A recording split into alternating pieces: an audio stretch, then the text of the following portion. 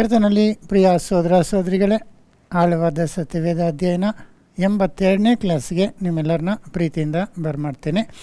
ಇವತ್ತು ನಾವು ನೋಡುವಂಥ ಅಂಶ ಏನಂದರೆ ಬ್ಯಾಪ್ಟಿಸಮ್, ಅಂದರೆ ದೀಕ್ಷಾಸ್ಥಾನ.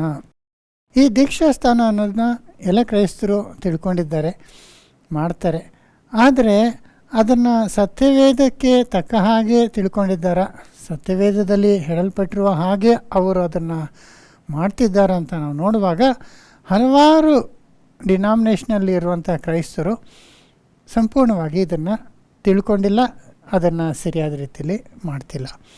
ಅದಕ್ಕಾಗಿ ನಾವು ಸತ್ಯವೇದದಲ್ಲಿ ಈ ದೀಕ್ಷಾಸ್ಥಾನ ಯಾರು ಪ್ರಾರಂಭಿಸಿದ್ರು, ಅದು ಕ್ರೈಸ್ತ ಮತದಲ್ಲಿ ಅದಕ್ಕಿರುವಂಥ ವಿಶೇಷ ಏನು ಅನ್ನೋದು ಅನೇಕ ವಚನಗಳ ಮೂಲಕ ನಾವು ಓದಿ ಸರಿಯಾಗಿ ತಿಳ್ಕೊಳ್ಳೋಣ.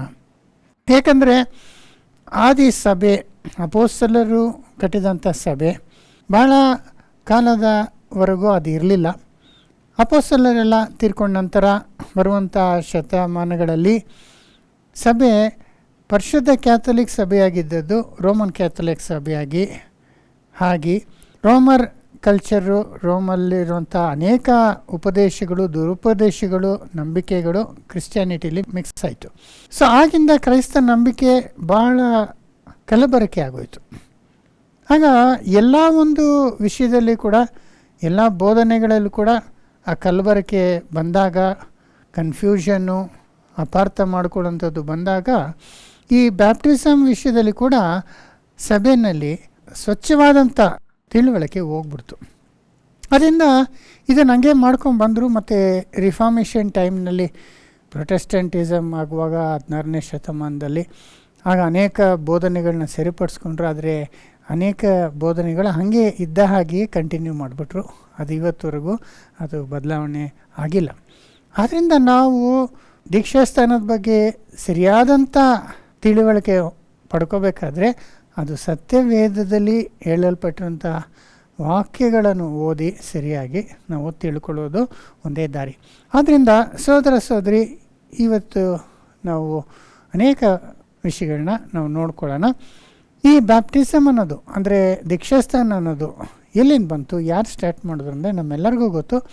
ಅದು ಯೋಹಾನನು ಎಂಬ ಒಬ್ಬನು ಇದ್ದನು. ಅವರು ಯಾರಂತ ನಮ್ಮೆಲ್ಲರಿಗೂ ಗೊತ್ತು. ಜಕರ್ಯನ ಮಗನಾದ ಯೋಹಾನನು ಒಂದು ದೇವರ ಅನುಗ್ರಹದಿಂದ ಆ ವಯಸ್ಸಾದ ಕಾಲದಲ್ಲಿ ಆ ಮಗನ ಪಡ್ಕೊತಾರೆ. ಆತನು ಪ್ರಾರಂಭಿಸಿದಂಥ ಒಂದು ಕಾರ್ಯವಾಗಿರ್ತದೆ ಈ ಒಂದು ಬ್ಯಾಪ್ಟಿಸಮ್ ಅನ್ನುವಂಥ ಒಂದು ವಿಷಯ. ಈತನ್ನು ದೇವರು ಯೇಸು ಸ್ವಾಮಿ ತನ್ನ ಮಗನನ್ನು ಕಳಿಸೋದಕ್ಕೆ ಮುಂಚೆನೇ ಕಳಿಸಿದ್ರು ಲೋಕದಲ್ಲಿ. ಯಾಕಂದರೆ ಈತನು ಯೇಸು ಸ್ವಾಮಿಯ ಮಾರ್ಗವನ್ನು ಸಿದ್ಧಪಡಿಸಬೇಕಾಗಿತ್ತು. ಆಗಿದ್ದಂಥ ಇಸ್ರಾಯೇಲ್ ಜನಗಳನ್ನು ಸಿದ್ಧಪಡಿಸಿ ಬರಬೇಕಾದಂಥ ಮೆಸ್ಸೆಯನ ಅವರು ಅಂಗೀಕರಿಸುವಂತೆ, ಮೆಸ್ಸೆಯ ಹೇಳುವಂಥ ವಿಷಯಗಳನ್ನು ಅರ್ಥ ಮಾಡಿಕೊಳ್ಳುವಂತೆ, ಆತನ ಮೂಲಕ ರಕ್ಷಣೆಯನ್ನು ಹೊಂದುವುದಕ್ಕೆ ಅವ್ರನ್ನ ಸಿದ್ಧಪಡಿಸೋದಕ್ಕಾಗಿ ದೇವರು ಯೋಹಾನನ ಮೊದಲು ಕಳಿಸ್ತಾರೆ. ಇದ್ರ ಬಗ್ಗೆ ನಮ್ಮೆಲ್ಲರಿಗೂ ಗೊತ್ತು. ಇನ್ನೊಂದು ಸತಿ ನೋಡ್ಕೊಳ್ಳೋಣ. ಅದು ಲೂಕ 3ನೇ ಅಧ್ಯಾಯ 1-4 ನಾವು ನೋಡ್ಬೋದು. 1ನೇ ವಚನ ಬೇಡ, 2 ನೋಡೋಣ. ಅನ್ನನು ಕಾಫಾಯನು ಮಹಾಯಾಜಕರಾಗಿದ್ದ ಕಾಲದಲ್ಲಿ ಜಕೇರಿಯನ ಮಗನಾದ ಯೋಹಾನನಿಗೆ ಅಡವಿಯಲ್ಲಿ ದೇವರ ವಾಕ್ಯ ಉಂಟಾಯಿತು. ನೋಡಿದ್ರ, ಅಲ್ಲಿ ತನಕ ಅಡವಿನಲ್ಲಿದ್ದ. ಆಗ ದೇವರ ವಾಕ್ಯ ಯೋಹಾನಿಗೆ ಬಂದು ಆತನು ಆತನ ಪ್ರೀಚಿಂಗ್ ಮಿನಿಸ್ಟ್ರಿನ ಬೋಧನೆ ಮಾಡೋದನ್ನ ಪ್ರಾರಂಭಿಸ್ತಾರೆ. ಇದು ಒಂದು 6 ತಿಂಗಳ ಮುಂಚೆ ಆತನು ಹುಟ್ಟಿರ್ತಾರೆ. ಯೇಸುಗೂ ಆತನಿಗೂ 6 ತಿಂಗಳು ವ್ಯತ್ಯಾಸ. ಅದರಿಂದ ಈಗ ನಾವು ನೋಡುವಾಗ ಈ ಮೇಲೆ 1ನೇ ವಚನದಲ್ಲೆಲ್ಲ ಅದು ಆಲ್ಮೋಸ್ಟ್ ಸ್ವಲ್ಪ ಕಾಲ ಮುಂಚೆ, ಯೇಸು ಸ್ವಾಮಿ ಆತನ ಒಂದು ಸೇವೆನ ಪ್ರಾರಂಭಿಸೋದಕ್ಕೆ ಸ್ವಲ್ಪ ಕಾಲ ಮುಂಚೆ ಯೋಹಾನನು ಆತನ ಸೇವೆನ, ಕಾರ್ಯನ, ಕೆಲಸನ ಸ್ಟಾರ್ಟ್ ಮಾಡ್ತಾರೆ. ಅವ್ರೇನು ಮಾಡಿದ್ರು ಅನ್ನೋದು ನೆಕ್ಸ್ಟ್ ವಚನ ಓದ್ಬೋದು. ಅವನು ಯೋರ್ದಾನ್ ಹೊಳೆಯ ಸುತ್ತಲಿರುವ ಪ್ರಾಂತ್ಯದಲ್ಲೆಲ್ಲ ಸಂಚರಿಸಿ ಜನರಿಗೆ, ನೀವು ಪಾಪ ಪರಿಹಾರಕ್ಕಾಗಿ ದೇವರ ಕಡೆಗೆ ತಿರುಗಿಕೊಂಡು ದೀಕ್ಷಾಸ್ನಾನ ಮಾಡಿಸಿಕೊಳ್ಳಬೇಕೆಂದು ಸಾರಿ ಹೇಳುವವನಾದನು. ನೋಡಿದ್ರೆ ಆತನು ಏನು ಸಾರಿ ಹೇಳೋದಕ್ಕೆ ಪ್ರಾರಂಭಿಸಿದ್ರಂತೆ ಇನ್ನೊಂದ್ಸತಿ. ಅವನು ಯೋರ್ದಾನ್ ಹೊಳೆಯ ಸುತ್ತಲಿರುವ ಪ್ರಾಂತ್ಯದಲ್ಲೆಲ್ಲ ಸಂಚರಿಸಿ ಜನರಿಗೆ, ನೀವು ಪಾಪ ಪರಿಹಾರಕ್ಕಾಗಿ ದೇವರ ಕಡೆಗೆ ತಿರುಗಿಕೊಂಡು ದೀಕ್ಷಾಸ್ನಾನ ಮಾಡಿಸಿಕೊಳ್ಳಬೇಕೆಂದು ಸಾರಿ ಹೇಳುವವನಾದನು. ನೋಡಿದ್ರ, ಸಾತನೇ ಈ ಒಂದು ದೀಕ್ಷಾಸ್ನಾನ ಸಾರಿ ಹೇಳೋದಕ್ಕೆ ಪ್ರಾರಂಭಿಸಿದ್ದು. ನೀವು ಪಾಪ ಕ್ಷಮಾಪಣೆ ಹೊಂದುವುದಕ್ಕೆ, ಪಾಪ ನಿವೃತ್ತಿಗಾಗಿ ನೀವು ಪಶ್ಚಾತ್ತಾಪ ಪಟ್ಟು ದೇವರ ಕಡೆಗೆ ತಿರುಗಿ ದೀಕ್ಷಾಸ್ನಾನ ಮಾಡಿಸ್ಕೊಳ್ಳಿ ಅಂತ ಜನಗಳಿಗೆ ಸಾರಿ ಹೇಳೋದು. ಅದೇ ಬ್ಯಾಪ್ಟಿಸಮ್ ಆಫ್ ರಿಪೆಂಟೆನ್ಸ್ ಅಂತಾರೆ. ಅಂದರೆ ದೇವರ ಕಡೆ ಇವರು ಮನಸ್ಸನ್ನ ತಿರುಗಿ ದೀಕ್ಷಾಸ್ನಾನದ ಮೂಲಕ ಇದನ್ನು ಮಾಡುವಂಥದ್ದು. ಅಂದರೆ ಅವರು ಪಾಪದಲ್ಲಿದ್ದರು, ಪಾಪನ ಬಿಟ್ಟು ಅವರು ದೇವರ ಕಡೆ ತಿರುಗಿ ಈ ಒಂದು ದೀಕ್ಷಾಸ್ನಾನ ಮಾಡಿಸ್ಕೊಳ್ಳಿ ಅಂತ. ಸೊ ಯಾರ್ಯಾರು ಆತನ ವಾಕ್ಯನ ಅಂಗೀಕರಿಸಿದ್ರು, ದೇವರ ಕಡೆ ತಿರುಗಬೇಕು ಅಂತ ಅವರು ನಿರ್ಧಾರ ಮಾಡಿದ್ರು, ಅಂಥವ್ರನ್ನ ಯೋರ್ದಾನ್ ನದಿನಲ್ಲಿ ಆತನು ಮುಳುಗಿಸಿ ದೀಕ್ಷಾಸ್ನಾನದ ಮೂಲಕ ಅವರು ಪಾಪ ಪರಿಹಾರವನ್ನು ಹೊಂದಿಕೊಂಡು ದೇವರ ಕಡೆ ಬರುವಂತೆ ಆ ಒಂದು ಕಾರ್ಯವನ್ನು ಸ್ಟಾರ್ಟ್ ಮಾಡಿದ್ರು. ಸೊ ಅದಕ್ಕೆ ಅವ್ರನ್ನ ಜಾನ್ ದ ಬ್ಯಾಪ್ಟಿಸ್ಟ್ ಅಂತಲೇ ಹೇಳ್ತಾರೆ. ಸ್ಥಾನಿಕನಾದಂಥ ಯೋಹಾನು ಅಂತಾರೆ. ಬೇರೆ ಯೋಹಾನುಗಳಿದ್ರು, ಈತನ ಒಂದು ವಿಶೇಷವಾದಂಥ ಕಾರ್ಯ ಆತನು ಪ್ರಾರಂಭಿಸಿದ್ರು. ಎಲ್ಲರಿಗೂ ನೀವು ದೇವರ ಕಡೆ ತಿರ್ಕೊಳ್ಳಿ ಅಂತ ಹಂಗೆ ಹೇಳೋದು ಮಾತ್ರ ಅಲ್ಲ, ದೀಕ್ಷಾಸ್ನಾನ ಕೊಟ್ಟು ಅವ್ರನ್ನ ದೇವರ ಕಡೆ ತಿರುಗಿಸುವಂಥದ್ದು. ಸೊ ಇದು ಆತನೇ ಮಾಡಿದ್ದು. ಇದನ್ನು ಮಾರ್ಕ್ 1:4 ಕೂಡ ಬ್ಯಾಪ್ಟಿಸಮ್ ಆಫ್ ರಿಪೆಂಟೆನ್ಸ್ ಅಂದರೆ ದೇವರ ಕಡೆ ತಿರುಗುವ ಒಂದು ದೀಕ್ಷಾಸ್ನಾನ. ಸೊ ಒಂದು ಪಾಪಿ ದೇವ್ರ ಕಡೆ ತಿರುಗಬೇಕಾದ್ರೆ ಅವನು ದೀಕ್ಷಾಸ್ನಾನ ತಗೊಂಡು ಇದರ ಮೂಲಕ ನಾನು ಈಗ ಹಳೆ ಜೀವಿತವನ್ನು ಬಿಟ್ಟಿದ್ದೇನೆ, ನನ್ನ ಪಾಪ ನಡತೆಗಳನ್ನು ನಾನು ಬಿಟ್ಟಿದ್ದೇನೆ, ದೇವರ ಕಡೆ ತಿರ್ಕೊಂಡಿದ್ದೇನೆ ಅನ್ನೋದಕ್ಕೆ ಅವನ್ನ ನೀರಲ್ಲಿ ಮುಳುಗಿಸಿ ಅವನ್ನ ಕಳಿಸ್ತಿದ್ರು. ಅಂದರೆ ಆ ಒಂದು ಬಲವಾದಂಥ ಒಂದು ಮೆಥಡ್ ಆಗೋಯ್ತಿದು. ಇದು ಜನಗಳಲ್ಲಿ ಬಹಳ ಒಂದು ಎಫೆಕ್ಟಿವ್ ಆಗಿ ಕೆಲಸ ಮಾಡೋಕ್ಕೆ ಸ್ಟಾರ್ಟ್ ಆಯಿತು. ಅನೇಕರು ಆತನ ಹತ್ರ ಬಂದು ನಾನು ಪಾಪದಿಂದ ತಿರುಗಿ ದೇವರ ಕಡೆ ಬಂದಿದ್ದೇನೆ ಅಂತ ಹೇಳುವಾಗ ಆತ ನೀರಲ್ಲಿ ಮುಳುಗಿಸಿ ಎಲ್ಲರನ್ನು ಕಳಿಸುವಾಗ ಅದೊಂದು ಭಾಳ ಒಂದು ಎಫೆಕ್ಟಿವ್ ಆಗಿ ಜನಗಳ ಮಧ್ಯದಲ್ಲಿ ಅದು ಪ್ರಚಾರವಾಗಿ ಅನೇಕರು ಆತನ ಹತ್ರ ಬಂದು ಆ ದೀಕ್ಷಾಸ್ನಾನದ ಮೂಲಕ ನಾನು ದೇವರ ಕಡೆ ತಿರುಗಿದ್ದೇನೆ ಅಂತ ಅವರು ಬಂದು ಆತನ ಹತ್ರ ಸ್ಥಾನ ತಗೊಂಡು ಹೋಗೋದಕ್ಕೆ ಪ್ರಾರಂಭಿಸಿದ್ರು. ಸೋದರ ಸೋದರಿ, ಸೊ ಆತನ ಟೀಚಿಂಗು ಹೊಸ ರೀತಿಯಾದಂಥ ಒಂದು ಕಾರ್ಯವಾಗಿತ್ತು. ಯಾಕಂದರೆ ಅಲ್ಲಿ ತನಕ ಈ ಬ್ಯಾಪ್ಟಿಸಮ್ ಯಾರನ್ನ ಕೊಟ್ಟಿದ್ರು ಅಂದರೆ ಈ ರೀತಿ ಯಾರೂ ಕೊಟ್ಟಿರಲಿಲ್ಲ. ಹಳೆ ಒಡಂಬಡಿಕೆಯಲ್ಲಿ ಧರ್ಮಶಾಸ್ತ್ರದ ಕಟ್ಟಳೆಗಳು ಅದರ ಕೆಳಗೆ ನಾವು ನೋಡುವಾಗ ಅನೇಕ ಒಂದು ವಿಷಯಗಳಿಗಾಗಿ ಅವರನ್ನು ಶುದ್ಧೀಕರಿಸಿಕೊಳ್ಳೋದಕ್ಕಾಗಿ ನೀವು ಸ್ಥಾನಗಳನ್ನು ಮಾಡಬೇಕಂತ ದೇವರು ಆಜ್ಞಾಪಿಸಿದ್ರು. ಈಗ ಅವನೇನೋ ಅಶುದ್ಧ ಆದ ಅಂದರೆ ಅವನೇನಲ್ಲಿ ತೊಳ್ಕೊಂಡು ಅವನು ಶುದ್ಧನಾಗಬೇಕು ಅನ್ನೋದು ಅನೇಕ ಒಂದು ವಿಷಯಗಳಲ್ಲಿ, ಸತ್ತವರನ್ನು ಮುಟ್ಟಿರುವಾಗ ಇಲ್ಲ ಸ್ತ್ರೀಗಳು ಮತ್ತು ಅನೇಕ ಒಂದೊಂದು ವಿಷಯದಲ್ಲಿ ಅವರು ಮಲಿನರಾದಾಗ ನೀರಲ್ಲಿ ಅವರು ವಾಶ್ ಮಾಡ್ಕೊಬೇಕಿತ್ತು. ಅದು ಒಂದು ರಿಚುವಲ್ ಆಗಿ ಇತ್ತು. ಆದರೆ ಅದು ರಿಪೀಟೆಡ್ ಆಗಿ ಆಗ್ತಿತ್ತು, ಅದು ಅವರೇ ಮಾಡ್ಕೊಳ್ಳೋಂಥದ್ದಾಗಿತ್ತು. ಆದರೆ ಈ ರೀತಿ ಪಾಪ ಕ್ಷಮಾಪಣೆಗಾಗಿ, ಪರಿಹಾರಕ್ಕಾಗಿ, ದೇವರ ಕಡೆ ತಿರುಗುವುದಕ್ಕಾಗಿ ದೀಕ್ಷಾಸ್ನಾನ ಕೊಟ್ಟಂಥವನು ಯೋಹಾನೇ ಮೊದಲು. ಒಂದೇ ಸತಿ, ಇದು ತಿರ್ಗ ರಿಪೀಟ್ ಆಗುವಂಥದ್ದಲ್ಲ, ಒಂದೇ ಸತಿ ಅವನು ದೀಕ್ಷಾಸ್ನಾನ ಕೊಟ್ಟು ಅವರನ್ನು ದೇವರ ಕಡೆ ತಿರುಗಿಸುವಂಥ ಕಾರ್ಯ ಇದೇ ಮೊಟ್ಟ ಮೊದಲು ಯೋಹಾನ್ನಿಂದ ಪ್ರಾರಂಭ ಆಯಿತು. ಇನ್ಫ್ಯಾಕ್ಟ್ ಇನ್ನೊಂದು ಸಮಯದಲ್ಲಿ ಕೂಡ ಆ ಥರ ತೊಳ್ಕೊಳ್ಳುವಂಥದ್ದು ನಡೀತಿತ್ತು. ಅದು ಯಾವುದಂದರೆ, ಒಂದು ಅನ್ಯರು ಯೂದರಾಗಿ ಕನ್ವರ್ಟ್ ಆಗುವಾಗ ಅವ್ರಿಗೂ ಈ ಸ್ಥಾನ ಮಾಡ್ಕೊತಿದ್ರು. ಆದರೆ ಅದು ಅವರೇ ಮಾಡ್ಕೊಳ್ಳೋರು, ಯಾರೂ ಹೋಗಿ ಅವರಿಗೆ ಮಾಡಿಸ್ತಿರ್ಲಿಲ್ಲ. ಆದರೆ ಇಲ್ಲಿ ಯೋಹಾನು ಮುಂದೆ ನಿಂತು ಜನಗಳು ದೇವರ ಕಡೆ ತಿರುಗಬೇಕಂತ ಬಂದಾಗ ಅವರಿಗೆ ನೀರಲ್ಲಿ ದೀಕ್ಷಾಸ್ಥಾನ ಕೊಟ್ಟು ಅವರನ್ನು ದೇವರ ಕಡೆ ಸೇರಿಸುವಂಥದ್ದು ಯೋಹಾನೇ ಮೊಟ್ಟ ಮೊದಲು ಮಾಡಿದಂಥದ್ದು ಅಲ್ವರ. ಅದರಿಂದ ನೀವು ವ್ಯತ್ಯಾಸ ತಿಳ್ಕೊಬೇಕು.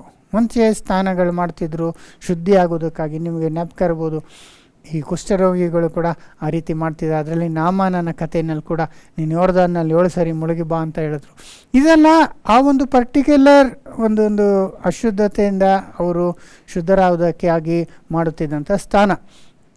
ಆದರೆ ಇಲ್ಲಿ ಒಂದೇ ಸಾತಿ ಇನ್ನೊಬ್ಬನ ಕೈಯಿಂದ ದೀಕ್ಷಾಸ್ಥಾನ ತಗೊಂಡು ಪಾಪ ಪರಿಹಾರಕ್ಕಾಗಿ ಈ ಕಾರ್ಯವನ್ನು ಮಾಡೋದು ಯೋಹಾನೇ ಪ್ರಾರಂಭ ಅಂತ ನಾವು ನೋಡ್ಬೋದು. ಸೊ ಇದು ಒಂದು ಹೊಸ ರೀತಿಯಲ್ಲಿತ್ತು.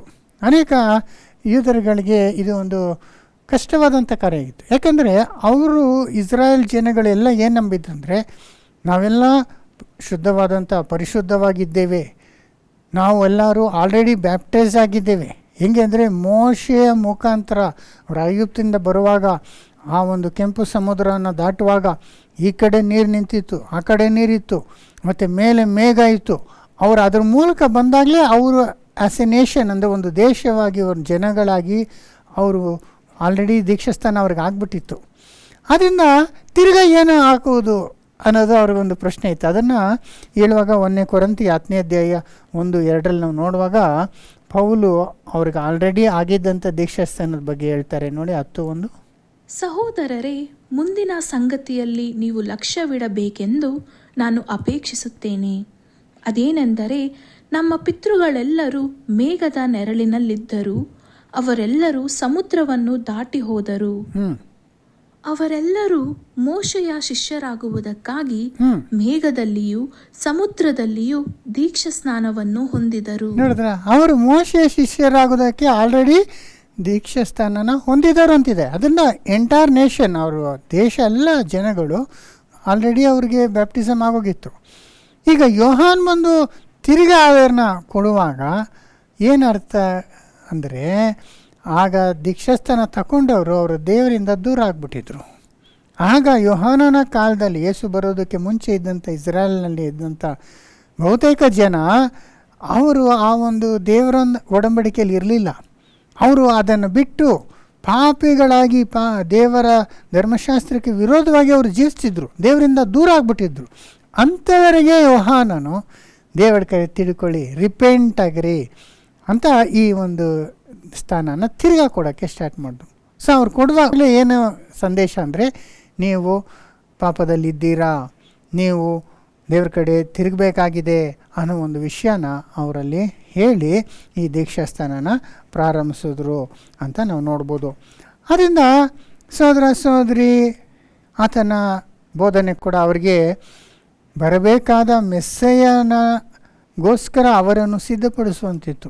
ಅವರು ಮೆಸ್ಸಯ್ಯ ಬರ್ತಿದ್ದಾನೆ, ಆತನು ತೀರ್ಪು ತಗೊಂಬರ್ತಾನೆ, ಅದಕ್ಕಾಗಿ ನೀವು ಅದಕ್ಕೆ ಮುಂಚಿತವಾಗಿ ದೇವ್ರ ಕಡೆ ತಿರುಗಿರಿ ಅಂತ ಅವರಿಗೆ ಒಂದು ಬಲವಾದ ಒಂದು ಎಚ್ಚರಿಕೆ ಮಾತುಗಳನ್ನು ಕೊಟ್ಟು ಅವರನ್ನು ಈ ರೀತಿ ದೇವ್ರ ಕಡೆ ತಿರುಗಿಸುವಂಥ ಕಾರ್ಯ ಮಾಡ್ತಿದ್ರು.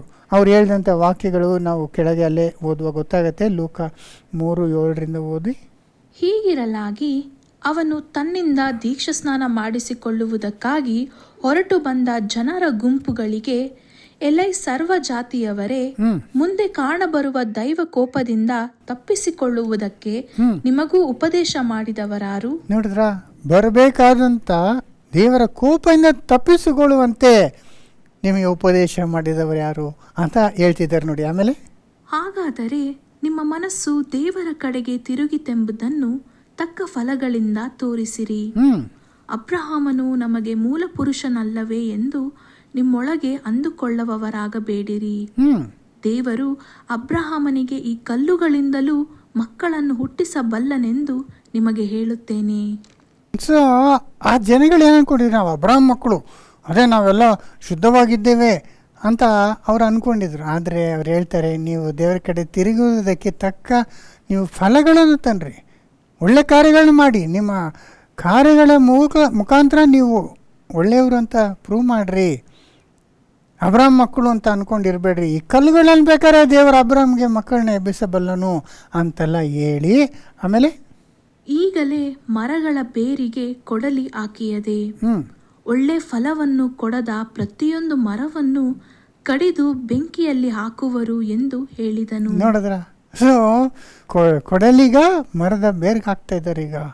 ಸೊ ನೀವು ಪಶ್ಚಾತ್ತಾಪ ಪಟ್ಟು ದೇವ್ರ ಕಡೆ ತಿರುಗಲಿಲ್ಲ ಅಂದರೆ ನಿಮ್ಮನ್ನು ಕಡ್ದಾಕ್ಬಿಡ್ತಾರೆ ಅಂತ ಅವರು ಸ್ಟ್ರಾಂಗ್ ಆಗಿ ಅವರು ಎಚ್ಚರಿಕೆ ಕೊಡುವಾಗ, ಅನೇಕರು ಅವರ ಪಾಪ ಕಾರ್ಯಗಳನ್ನು ಮಾಡೋದನ್ನು ಬಿಟ್ಟು ದೇವರ ಕಡೆ ತಿರುಗಿ ಬರುವಾಗ ಅವರಿಗೆ ದೀಕ್ಷಾಸ್ಥಾನದ ಮೂಲಕ ಆತನು ಅವರನ್ನು ದೇವರ ಕಡೆಗೆ ತಿರುಗಿಸೋದನ್ನ ನಾವು ನೋಡ್ತೀವಿ. ಸೊ ಇದು ಪಾಪಿಗಳು ದೇವರ ಕಡೆ ತಿರುಗಿ ಬರೋದಕ್ಕೆ ಅವರು ದೀಕ್ಷಾಸ್ಥಾನ ತಕ್ಕೊಂಡು ನಾವು ಪಶ್ಚಾತ್ತಾಪ ಪಟ್ಟಿದ್ದೇವೆ, ನಾವು ಪಾಪಗಳನ್ನ ಬಿಡ್ತೇವೆ, ನಾವು ದೇವರ ಒಂದಿಗೆ ಒಂದಾಗ್ತೀವಿ ಅಂತ ಬಂದಂಥವ್ರಿಗೆ ನೀರಲ್ಲಿ ಈ ರೀತಿ ಮುಳುಗಿಸಿ ಆತನ ಎಲ್ಲರನ್ನ ಕಳಿಸಿದ್ನು ಅಂದಾಗ ಆಗ ಅದು ಅವನು ಕೊಡ್ತಿದ್ದಂಥ ಬ್ಯಾಪ್ಟಿಸಮ್ ಆಫ್ ರಿಪೆಂಟೆನ್ಸ್, ಪಾಪಿಗಳು ಪಾಪಗಳನ್ನು ಬಿಟ್ಟು ದೇವರ ಕಡೆ ತಿರುಗುವುದಕ್ಕಾಗಿ ಕೊಡುವಂಥ ಒಂದು ದೀಕ್ಷಾಸ್ಥಾನವಾಗಿ ಇತ್ತು.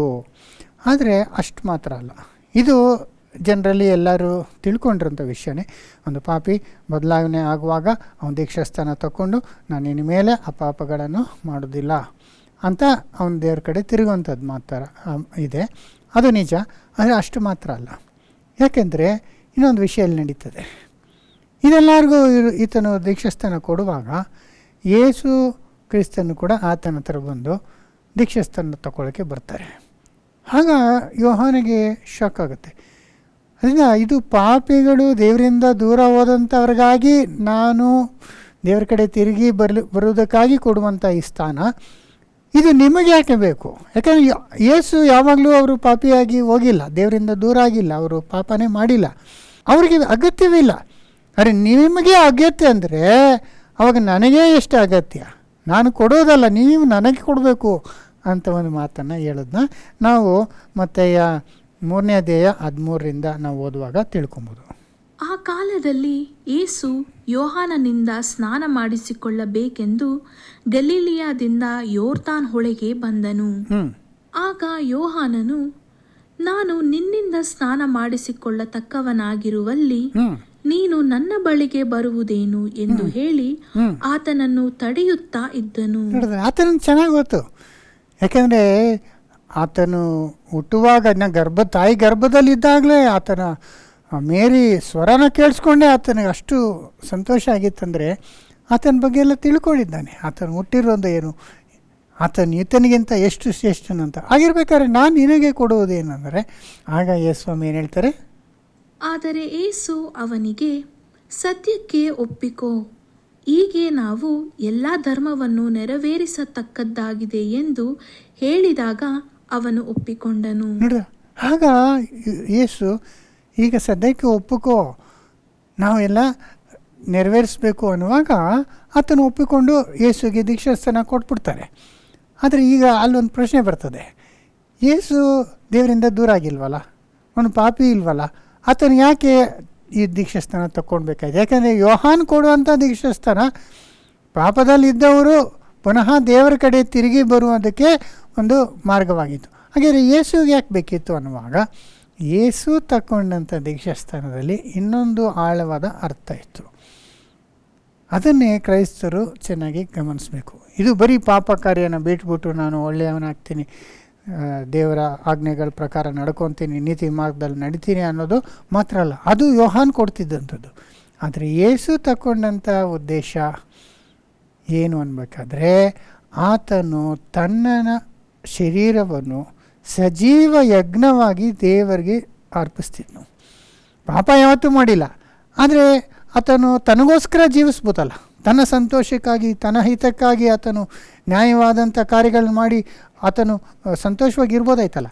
ಆದರೆ ಆತನ ಆ ಒಂದು ಹಕ್ಕು, ಆತನ ಸಂಪೂರ್ಣ ಜೀವಿತವನ್ನು ಆತನು ಈ ದೀಕ್ಷಾಸ್ಥಾನದ ಮುಖಾಂತರ ದೇವರಿಗೆ ಸಮರ್ಪಿಸ್ಕೊತಿದ್ದಾರೆ. ಅದು ಯೇಸು ಸ್ವಾಮಿ ಮಾಡಿದಂಥ ಒಂದು ಕಾರ್ಯ. ಅದರಿಂದ ಬ್ಯಾಪ್ಟಿಸಮ್ ಅನ್ನುವಾಗ ಆ ಒಂದು ಅಂಶ ಕೂಡ ನಾವು ಚೆನ್ನಾಗಿ ಅರ್ಥ ಮಾಡ್ಕೊಬೇಕು.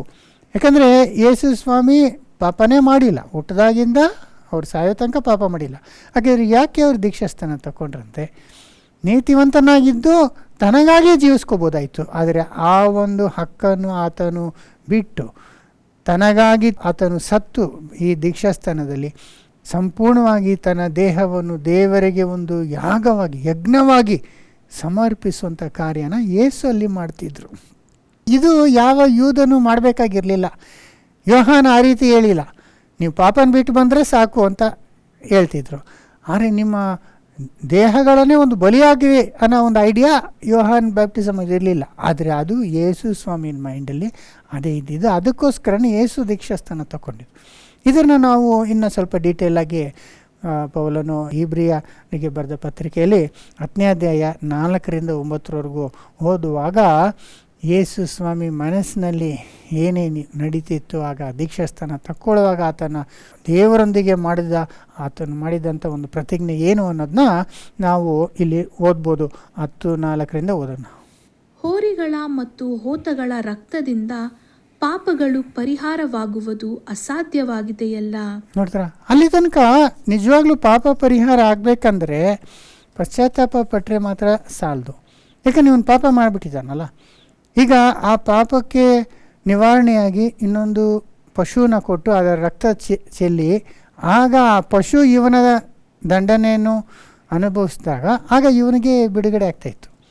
ಆ ರೀತಿಯೇ ರಕ್ತ ಸುರಿಸದೆ ಯಾವ ಒಂದು ಪಾಪ ಪರಿಹಾರ ಇಲ್ಲ. ಆದರೆ ಎಷ್ಟು ಹೋರಿ ಹೋತಗಳ ರಕ್ತ ಕೊಟ್ಟರು ಅದು ಒಂದು ಮನುಷ್ಯನ ರಕ್ತಕ್ಕೆ ಸಮಾನ ಆಗೋದಿಲ್ಲ ಅಲ್ವರ. ಇದನ್ನು ನಾವು ಮುಂಚೆ ಕ್ಲಾಸಲ್ಲಿ ಯೇಸು ಯಾರಿಗಾಗಿ ತನ್ನ ಜೀವನ ಕೊಟ್ಟರು, ಯಾಕೆ ಆತನು ಸಾಯಬೇಕಿತ್ತು ಅನ್ನೋ ಒಂದು ಅಂಶಲೆಲ್ಲ ನಾವು ಆಲ್ರೆಡಿ ಮಾತಾಡಿದ್ದೀವಿ. ಅದರಿಂದ ಒಂದು ಪರಿಪೂರ್ಣ ಮನುಷ್ಯನಿಗೆ ಒಂದು ಪರಿಪೂರ್ಣ ಇನ್ನೊಂದು ಮನುಷ್ಯನೇ ಈಡಾಗಿ ಕೊಡೋದಕ್ಕೆ ಸಾಧ್ಯ. ಒಂದು ಪಶು ಬಂದು ಮನುಷ್ಯನಿಗೆ ಸರಿಸಮಾನ ಆಗೋದಿಲ್ಲ. ಆದ್ದರಿಂದನೇ ಈತನು ಯೇಸ್ವಾಮಿ ಏನು ಹೇಳ್ತಿದ್ದಾರೆ ಅಂದರೆ, ಈ ಹೋರಿಗಳ ರಕ್ತ ಪಾಪನ ಪರಿಶುದ್ಧ ಮಾಡೋದಿಲ್ಲ. ಆದ್ದರಿಂದ 5ನೇ ವಚನ, ಆದದರಿಂದ ಕ್ರಿಸ್ತನು ಭೂಲೋಕದೊಳಗೆ ಬರುವಾಗ ದೇವರೇ, ಯಜ್ಞ ನೈವೇದ್ಯಗಳು ನಿನಗೆ ಇಷ್ಟವಾಗಿರಲಿಲ್ಲ, ನನಗೆ ದೇಹವನ್ನು ಸಿದ್ಧ ಮಾಡಿಕೊಟ್ಟಿ. ನೋಡ್ತಾರ, ಯಜ್ಞ ನೈವೇದ್ಯಗಳು ನಿಜವಾಗ್ಲೂ ಅದನಿಗೆ ಇಷ್ಟ ಇಲ್ಲ. ಒಂದು ಮನುಷ್ಯನಿಗಾಗಿ ಈ ಒಂದು ಪಶುವನ್ನು ಬಲಿ ಕೊಟ್ಟರೆ ಅದು ಅವನ ಪಾಪಕ್ಕಾಗಿ ಸರಿಯಾದಂಥ ಒಂದು ವಿಮೋಚನಾ ಕ್ರಿಯಾದಾನವಾಗಿರ್ತದ? ಇಲ್ಲ. ಆದರೂ ದೇವರು ಇದನ್ನೆಲ್ಲ ಈ ಪಶುಗಳನ್ನು ಬಲಿ ಕೊಡೋದು ಅವರಿಗೆ ಹೇಳಿದರು. ಯಾಕೆ ಅಂದರೆ ಇದರ ಮುಖಾಂತರ ಅವರ ಮನಸ್ಸನ್ನು ನಿಜವಾದಂಥ ಬಲಿ ಅದನ್ನು ಅರ್ಥ ಮಾಡ್ಕೊಳ್ಳೋದಕ್ಕೆ ಅವರನ್ನು ಸಿದ್ಧ ಮಾಡುವುದಕ್ಕಾಗಿ. ಅಂದರೆ ಇದೆಲ್ಲ ಒಂದು ನೆರಳಾಗಿತ್ತು. ಯಾರನ್ನ ಪಾಯಿಂಟ್ಔಟ್ ಮಾಡ್ತಿತ್ತು ಅಂದರೆ ಬರಬೇಕಾದಂಥ ಯೇಸು ಸ್ವಾಮಿಯ ಬಲಿಗೆ ಇದೆಲ್ಲ ಒಂದು ಸಾದೃಶ್ಯವಾಗಿತ್ತು ಅಷ್ಟೇ. ಆದರೆ ನಿಜವಾಗ್ಲೂ ಯೇಸು ಬಂದಾಗ ಆತನೇ ಒಂದು ಬಲಿಯಾಗಿ ಬರ್ತಾರೆ.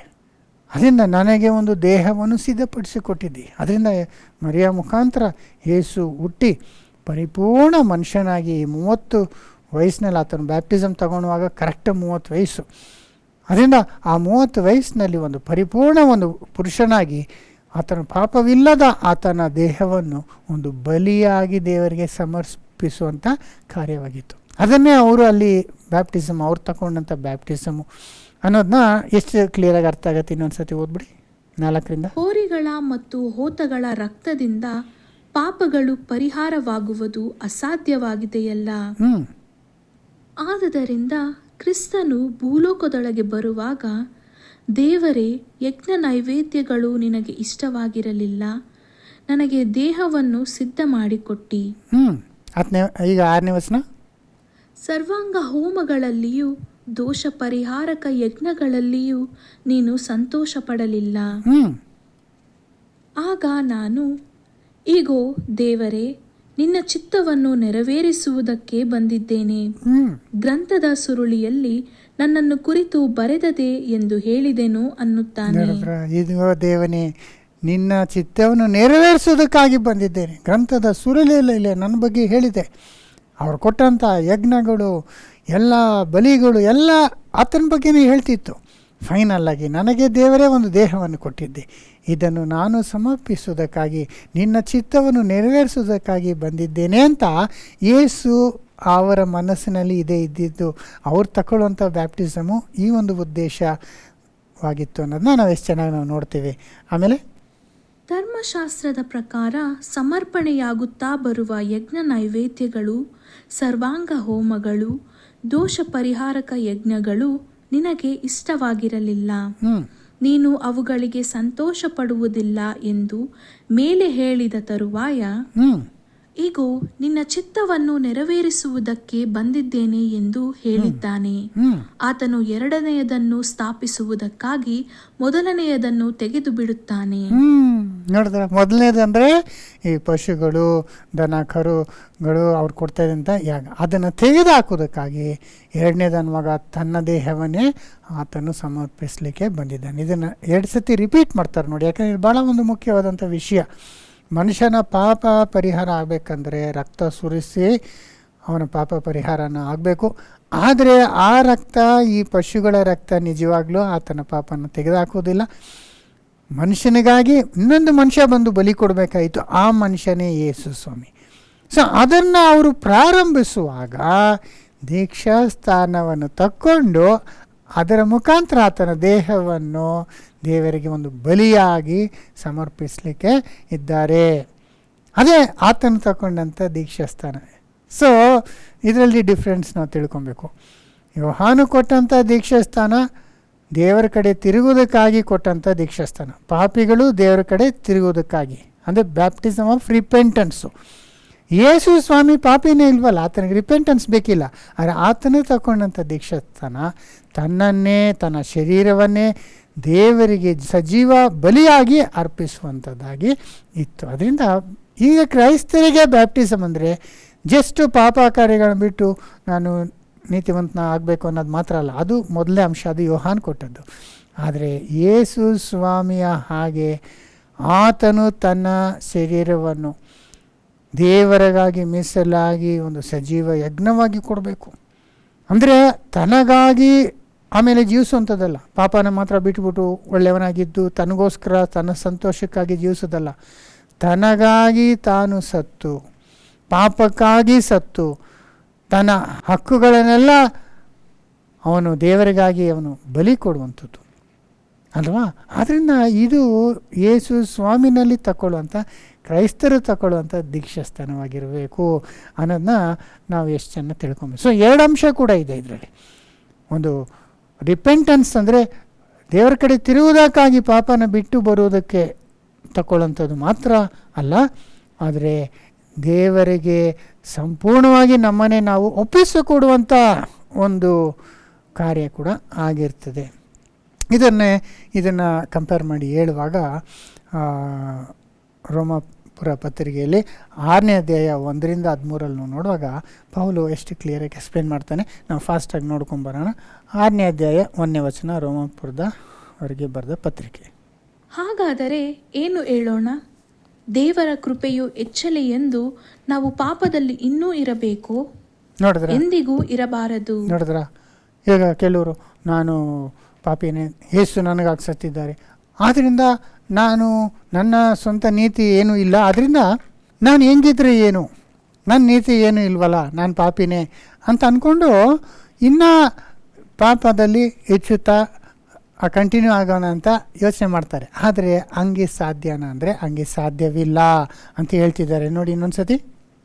ಹಾಗಾದರೆ ಏನು ಹೇಳೋಣ? ದೇವರ ಕೃಪೆಯು ಹೆಚ್ಚಲಿ ಎಂದು ನಾವು ಪಾಪದಲ್ಲಿ ಇನ್ನೂ ಇರಬೇಕು, ಎಂದಿಗೂ ಇರಬಾರದು. ನೋಡಿದ್ರೆ ಎಂದಿಗೂ ಇರಬಾರ್ದು ಅಂತ ಹೇಳಿ ಆಮೇಲೆ ಪಾಪದ ಪಾಲಿಗೆ ಸತ್ತವರಾದ ನಾವು ಇನ್ನೂ ಅದರಲ್ಲೇ ಬದುಕುವುದು ಹೇಗೆ? ನೋಡಿದ್ರ, ಪಾಪದ ಪಾಲಿಗೆ ಸತ್ತವರಾದ ನಾವು ಹೆಂಗೆ ಪಾಪ ಮಾಡೋದು ಅಂದರೆ, ಪಾಪದ ಪಾಲಿಗೆ ಆದ್ವಿ ಅಂದರೆ ಯಾವಾಗ ಆದ್ವಿ ಅಂದರೆ, ಯಾವಾಗ ನಾವು ನಮ್ಮ ಪಾಪಗಳನ್ನು ಬಿಟ್ಟು ಪಶ್ಚಾತ್ತಾಪ ಪಟ್ಟು ಯೇಸು ಸ್ವಾಮಿ ಆಗೋದಕ್ಕೆ ನಮ್ಮನ್ನು ಸಮರ್ಪಿಸ್ಕೊಂಡಾಗ, ದೀಕ್ಷಾಸ್ಥಾನ ತಗೊಂಡಾಗ ನಾವು ನಮಗಾಗಿ ಪಾಪಕ್ಕಾಗಿ ಸತ್ತೇವು ಅಂತ ಹೇಳ್ತಿದ್ದಾರೆ. ಅದನ್ನೇ ನೆಕ್ಸ್ಟ್ ಎಕ್ಸ್ಪ್ಲೇನ್ ಮಾಡ್ತಾರೆ. ನೋಡಿ 3ನೇ ವಚನ. ಕ್ರಿಸ್ತ ಯೇಸುವಿನಲ್ಲಿ ಸೇರುವುದಕ್ಕೆ ದೀಕ್ಷಾಸ್ನಾನ ಮಾಡಿಸಿಕೊಂಡವರಾದ ನಾವೆಲ್ಲರೂ ಆತನ ಮರಣದಲ್ಲಿ ಪಾಲುಗಾರರಾಗುವುದಕ್ಕೆ ದೀಕ್ಷಾಸ್ನಾನ ಮಾಡಿಸಿಕೊಂಡೆವೆಂದು ನಿಮಗೆ ತಿಳಿಯದು. ನೋಡಿದ್ರ, ಕ್ರಿಸ್ತ ಯೇಸುವಿನಲ್ಲಿ ಸೇರೋದಕ್ಕಾಗಿ ದೀಕ್ಷಾಸ್ಥಾನ ತಗೊಂಡ ನಾವೆಲ್ಲರೂ ಆತನ ಮರಣದಲ್ಲಿ ಪಾಲುಗಾರಾಗಿದ್ದೀವಿ. ಅಂದರೆ ಯೇಸು ದೀಕ್ಷಾಸ್ಥಾನ ತಗೊಳ್ಳುವಾಗ ನೀರಲ್ಲಿ ಮುಳುಗುವಾಗ ಅದು ಸತ್ತು ಸಮಾಧಿ ಆದಂಗೆ. ಆಮೇಲೆ ಅವ್ರು ಎದ್ದು ಬಂದಾಗ ಜೀವಿಸೋದು ನನಗೋಸ್ಕರ ಅಲ್ಲ, ದೇವ್ರಿಗೋಸ್ಕರ ಅಂತ. ನಾವು ಈಗ ಅದೇ ಥರ ಕ್ರಿಸ್ತನಲ್ಲಿ ಏನಾದ್ವಿ, ನಾವು ಸತ್ವಿ ಅಂತ ಅರ್ಥ. ಅದನ್ನೇ ನಾವು ರಿಪೀಟ್ ಮಾಡೋದು. ಈಗ ಒಂದು ಕ್ರೈಸ್ತನೂ ದೀಕ್ಷಾಸ್ಥಾನ ತಗೊಳ್ಳೋಂಥದ್ದು ಜಸ್ಟ್ ಪಾಪ ಅಂದ್ಬಿಟ್ಬಿಟ್ಟು ನೀತಿವಂತನಾಗಿ ಆಗೋದಕ್ಕೆ ಮಾತ್ರ ಅಲ್ಲ, ಅವನು ತನ್ನ ಹಕ್ಕುಗಳನ್ನೆಲ್ಲ ಬಿಟ್ಟು ತನಗಾಗಿ ಸತ್ತೇ ಹೋಗಬೇಕು. ಅದನ್ನು ಇಲ್ಲಿ ಹೇಳ್ತಿರೋದು. ಇನ್ನೊಂದ್ಸತಿ ಓದಿ. ಕ್ರಿಸ್ತ ಯೇಸುವಿನಲ್ಲಿ ಸೇರುವುದಕ್ಕೆ ದೀಕ್ಷಾಸ್ನಾನ ಮಾಡಿಸಿಕೊಂಡವರಾದ ನಾವೆಲ್ಲರೂ ಆತನ ಮರಣದಲ್ಲಿ ಪಾಲುಗಾರರಾಗುವುದಕ್ಕೆ ದೀಕ್ಷಾಸ್ನಾನ ಮಾಡಿಸಿಕೊಂಡೆವೆಂದು ನಿಮಗೆ ತಿಳಿಯದು. ನೋಡ್ರ, ಆತನು ಮರಣದಲ್ಲಿ ಪಾಲುಗಾರಾಗ್ತಾನೆ, ನಾವು ಸಾಯಬೇಕು ಅನ್ನೋದು. ಅದನ್ನ ಈ ದೀಕ್ಷಾಸ್ಥಾನದಲ್ಲಿ ಎಷ್ಟೊಂದು ಕ್ಲಿಯರ್ ಪಿಕ್ಚರ್ ಇದೆ ನೋಡಿ. ನೀರಲ್ಲಿ ತಗೊಂಡೋಗಿ ಆತನ ಮುಳುಗಿಸುವಾಗ ಆತನು ಸತ್ತು ನೀರಿನಲ್ಲಿ ಜಲಸಮಾಧಿ ಆದಂಗೆ ಅವನು ಸತ್ತ ಅವನಿಗೋಸ್ಕರ. ಅದನ್ನೇ ಇಲ್ಲಿ ಹೇಳ್ತಾರೆ 4ನೇ ವಚನ ಕೂಡ ನೋಡಿ. ಹೀಗಿರಲಾಗಿ ನಾವು ದೀಕ್ಷಾಸ್ನಾನ ಮಾಡಿಸಿಕೊಂಡಾಗ ಆತನ ಮರಣದಲ್ಲಿ ಪಾಲುಗಾರರಾಗಿ ಆತನೊಂದಿಗೆ ಹೂಣಲ್ಪಟ್ಟೆವು. ಏನ್ರಿ, ನಾವು ಸತ್ತು ಹೂಣಲ್ಪಟ್ವಂತೆ, ಸತ್ತು ಸಮಾಧಿಗಳು ಆಗೋಯ್ತು ನಮಗೆ. ಎಷ್ಟು ಜನ ಕ್ರೈಸ್ತರು ಈ ಒಂದು ರೀತಿಯಲ್ಲಿ ಬ್ಯಾಪ್ಟಿಸಮ್ನ ಅರ್ಥ ಮಾಡ್ಕೊಂಡಿದ್ದಾರೆ ಅನ್ನೋದೇ ನಾವು ಯೋಚನೆ ಮಾಡಬೇಕು ಅಲ್ವರ. ಬಹಳ ಜನಕ್ಕೆ ಬ್ಯಾಪ್ಟಿಸಮ್ ಅಂದರೆ ಇಷ್ಟೊಂದು ಅರ್ಥ ಇದೆಯಾ ಅಂತ ಯೋಚನೆ ಮಾಡೋದಿಲ್ಲ. ನನಗಾಗಿ ನಾನು ಸತ್ತು ಸಮಾಧಿ ಆಗ್ಬಿಟ್ಟೆ, ನಾನು ಇನ್ಮೇಲೆ ಜೀವಿಸೋದು ನನಗೋಸ್ಕರ ಅಲ್ಲ, ನಾನು ದೇವ್ರಿಗೋಸ್ಕರ ಅನ್ನೋ ಒಂದು ಉದ್ದೇಶ ಎಷ್ಟು ಜನಕ್ಕೆ ಗೊತ್ತಿದೆ ಅಲ್ವರ. ಅದರಿಂದ ಇದು ದೀಕ್ಷಾಸ್ಥಾನ ಅಂದರೆ ಇದರ ಮುಖ್ಯವಾದಂಥ ಅರ್ಥ ಅನ್ನೋದನ್ನ ನಾವು ತಿಳ್ಕೊಬೇಕು. ಅದನ್ನೇ ಕಂಟಿನ್ಯೂ ಮಾಡ್ತಾರೆ ನೋಡಿ 5ನೇ ವಚನದಿಂದ. ಹೀಗಂದರೆ ನಾವು ಆತನ ಮರಣಕ್ಕೆ ಸದೃಶವಾದ ಮರಣವನ್ನು ಹೊಂದಿ ಆತನಲ್ಲಿ ಐಕ್ಯವಾಗಿದ್ದರೆ ಆತನ ಪುನರುತ್ಥಾನಕ್ಕೆ ಸದೃಶವಾದ ಪುನರುತ್ಥಾನವನ್ನೂ ಹೊಂದಿ ಆತನಲ್ಲಿ ಐಕ್ಯವಾಗುವೆವು. ನೋಡಿದ್ರ, ಸೊ ಸತ್ತು ಸಮಾಧಿಯಾಗಿ ತಿರ್ಗಾ ಅವ್ರನ್ನ ಎಬ್ಬಿಸುವಾಗ ಪುನರುತ್ಥಾನ ಆದಂಗೆ, ನಾವು ಸತ್ತು ಪುನರುತ್ಥಾನ ಆಗಿ ಬಂದಂಗೆ. ಈಗ ನಾವು ದೀಕ್ಷಾಸ್ಥಾನ ತಗೊಂಡ ನಂತರ ಇದು ಒಂದು ಹೊಸ ಒಂದು ಜೀವ ಪ್ರಾರಂಭಿಸ್ತಿದೆ. ಹಳೆಯ ಒಂದು ಮನುಷ್ಯ, ಹಳೆಯ ಒಂದು ಕಾರ್ಯಗಳೆಲ್ಲ ಸತ್ತೋಯ್ತು. ಈಗ ಹೊಸದಾಗಿ ನಾವು ಜೀವಿಸುವಂಥ ಕಾರ್ಯವಾಗಿದೆ. ಅಷ್ಟು ಅರ್ಥ ಇದೆ ನೋಡಿ ದೀಕ್ಷಾಸ್ಥಾನದಲ್ಲಿ. ಅದನ್ನೇ ಇಲ್ಲಿ ಹೇಳ್ತಾರೆ. ಇನ್ನು ನೆಕ್ಸ್ಟ್ ವಚನ ಓದಿ. ಪಾಪಾಧೀನ ಸ್ವಭಾವವು ನಾಶವಾಗಿ ನಾವು ಇನ್ನೂ ಪಾಪದ ವಶದಲ್ಲಿರದಂತೆ ನಮ್ಮ ಪೂರ್ವ ಸ್ವಭಾವವು ಕ್ರಿಸ್ತನ ಕೂಡ ಶಿಲುಬೆಗೆ ಹಾಕಲ್ಪಟ್ಟಿತೆಂದು ತಿಳಿದಿದ್ದೇವೆ. ನೋಡಿದ್ರ, ಇದು ದೀಕ್ಷಾಸ್ಥಾನ ಅಂದರೆ ಪೂರ್ವ ಸ್ವಭಾವ ಸತ್ತು ಮುಕ್ತಾಯ ಆಯಿತು, ಶಿಲುಬೆಗೆ ಹಾಕಲ್ಪಡ್ತು ಅಂದರು. ಈಗ ಶಿಲುಬೆಯಲ್ಲಿ ಹಾಕಲ್ಪಟ್ಟವನು ಸಾಯ್ತಾ ಇದ್ದಾನೆ, ಸತ್ತ. ಆತನು ಬಂದು ಲೌಕಿಕ ಕಾರ್ಯಗಳನ್ನು ಪಾಪ ಕಾರ್ಯಗಳನ್ನ ಮಾಡಲಿಕ್ಕಾಗತ್ತಾ? ಇಲ್ಲ. ಹಂಗೆ ಒಂದು ಕ್ರೈಸ್ತನು ದೀಕ್ಷಾಸ್ಥಾನ ತಗೊಂಡಾಗ ಅವನು ಪಾಪಕ್ಕಾಗಿ ಸತ್ತ ಹಾಗೆ. ಇನ್ನು ಪಾಪ ಮಾಡಲಿಕ್ಕಿಲ್ಲ, ಯಾಕಂದರೆ ಅವನು ಸತ್ತೋಗ್ಬಿಟ್ಟಿದ್ದಾನೆ ಪಾಪಕ್ಕಾಗಿ. ಅದು ಅರ್ಥ ಬರ್ತದೆ ನೋಡಿ. ಇನ್ನೊಂದು ಸತಿ ಓದಿ. ಪಾಪಾಧೀನ ಸ್ವಭಾವವು ನಾಶವಾಗಿ ನಾವು ಇನ್ನೂ ಪಾಪದ ವಶದಲ್ಲಿರದಂತೆ ನಮ್ಮ ಪೂರ್ವ ಸ್ವಭಾವವು ಕ್ರಿಸ್ತನ ಕೂಡ ಶಿಲುಬೆಗೆ ಹಾಕಲ್ಪಟ್ಟಿತೆಂದು ತಿಳಿದಿದ್ದೇವೆ. ಸತ್ತವನು ಪಾಪದ ವಶದಿಂದ ಬಿಡುಗಡೆ ಹೊಂದಿದ್ದಾನಷ್ಟೇ. ನೋಡಿದ್ರೆ, ಇನ್ನು ಪಾಪ ಮಾಡೋಕ್ಕಾಗಲ್ಲ, ಸತ್ತವನು ಪಾಪ ಮಾಡೋಕ್ಕಾತ, ಹಂಗೆ ನಾವು ಸತ್ತಿದ್ದೇವೆ ಅಂತ ಹೇಳಿ.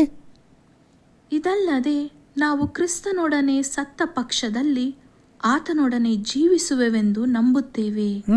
ಯಾಕಂದರೆ ಕ್ರಿಸ್ತನು ಸತ್ತ ಮೇಲೆ ಜೀವಿತನಾಗಿ ಎದ್ದು ಬಂದದರಿಂದ ಆತನು ಇನ್ನು ಮುಂದೆ ಸಾಯತಕ್ಕವನಲ್ಲ, ಮರಣವು ಇನ್ನೂ ಆತನನ್ನು ಆಳುವುದಿಲ್ಲವೆಂದು ನಮಗೆ ತಿಳಿದದೆ.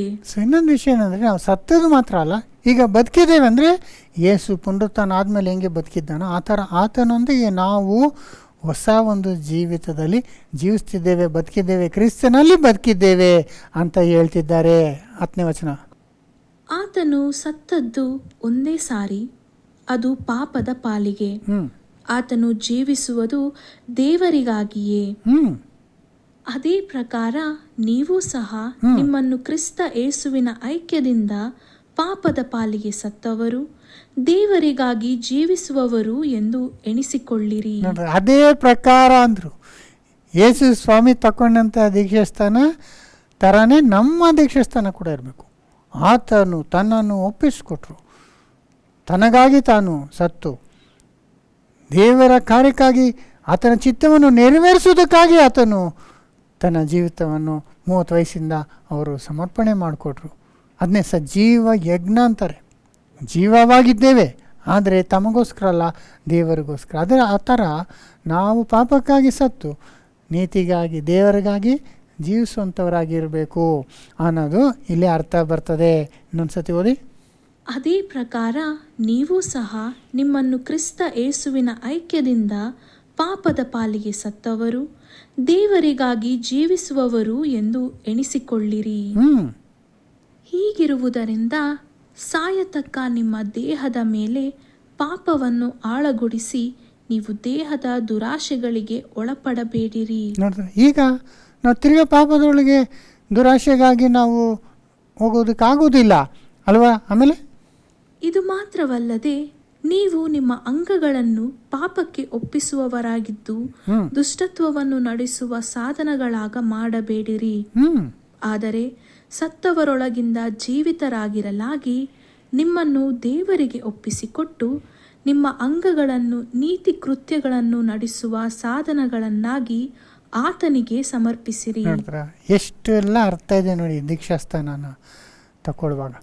ಸೊ ಇನ್ಮೇಲೆ ನಾವು ಪಾಪಕ್ಕಾಗಿ ನಮ್ಮ ಅವ್ಯಗಳನ್ನು, ಕಣ್ಣಾಗಲಿ ಕೈ ಆಗಲಿ ನಮ್ಮ ಶರೀರವನ್ನು ನಾವು ಇನ್ಸ್ಟ್ರೂಮೆಂಟ್ಸ್ ಆಗಿ ನಾವು ಯೂಸ್ ಮಾಡಬಾರ್ದು, ಸಾಧನಗಳಾಗಿ. ಆದರೆ ನಾವು ಇದೆಲ್ಲವನ್ನು ದೇವರ ಮಹಿಮೆಗಾಗಿ ಉಪಯೋಗಿಸ್ಬೇಕು. ಅದೇ ಬ್ಯಾಪ್ಟಿಸಮ್ ಅಂದರೆ. ಇದನ್ನು ಉಪಯೋಗಿಸಿ ಪಾಪ ಮಾಡೋದಕ್ಕಲ್ಲ, ಇನ್ಮೇಲೆ ಇದು ನನ್ನ ಶರೀರ ಅಲ್ಲ, ಇದು ದೇವರಿಗಾಗಿ ಸಮರ್ಪಿಸಿದಂಥ ಒಂದು ಶರೀರ ಅಂತ ಭಾವಿಸಿ ನಾವು ಜೀವಿಸಬೇಕು. ಅದೇ ಬ್ಯಾಪ್ಟಿಸಮಲ್ಲಿ ನಾವು ಮಾಡಬೇಕಾದಂಥ ನಿರ್ಧಾರ. ನಾವು ಅದನ್ನು ಡೇ ಒನ್ನಿಂದ ಅದನ್ನು ಅದೇ ರೀತಿ ಮಾಡಲಿಕ್ಕಾಗತ್ತಾ ಇಲ್ವಾ ಅನ್ನೋದು ಬೇರೆ ಪ್ರಶ್ನೆ. ಆಗೋದಿಲ್ಲ. ಯೇಸು ಸ್ವಾಮಿ ಮಾಡಿದ್ರು ನಾವು ಅದೇ ಥರ ಮಾಡೋಕ್ಕಾಗೋದಿಲ್ಲ. ಆದರೆ ಅದು ನಮ್ಮ ಉದ್ದೇಶವಾಗಿ ಇರಬೇಕು. ನಮ್ಮ ಜೀವಮಾನ ಕಾಲವೆಲ್ಲ ಅದೇ ನಮ್ಮ ಒಂದು ಗುರಿಯಾಗಿರಬೇಕು. ನಾನು ಈಗ ದೀಕ್ಷಾಸ್ಥಾನ ತಗೊಂಡಿದ್ದೇನೆ, ಪಾಪಕ್ಕಾಗಿ ನಾನು ಜೀವಿಸಬಾರ್ದು, ದೇವರಿಗಾಗಿ ನಾನು ಜೀವಿಸಬೇಕು ಅನ್ನೋ ಒಂದು ಮುಖ್ಯವಾದಂಥ ಒಂದು ಗುರಿ ನಾವು ಇಟ್ಕೊಂಡು ನಾವು ಜೀವಿಸಬೇಕು. ಅದಕ್ಕೆ ಪ್ರಾರಂಭನೇ ಬ್ಯಾಪ್ಟಿಸಮ್. ಸೊ ಬ್ಯಾಪ್ಟಿಸಮ್ ಆದಾಗಿಂದ ನಮ್ಮ ಉದ್ದೇಶ ಅದಾಗಿರಬೇಕು ಅನ್ನೋದನ್ನ ಇಲ್ಲಿ ಹೇಳ್ತಾರೆ. ಈ ಒಂದು ವಿಷಯಗಳೆಲ್ಲ ಕ್ರೈಸ್ತರು ತಿಳ್ಕೊಂಡಿಲ್ಲ.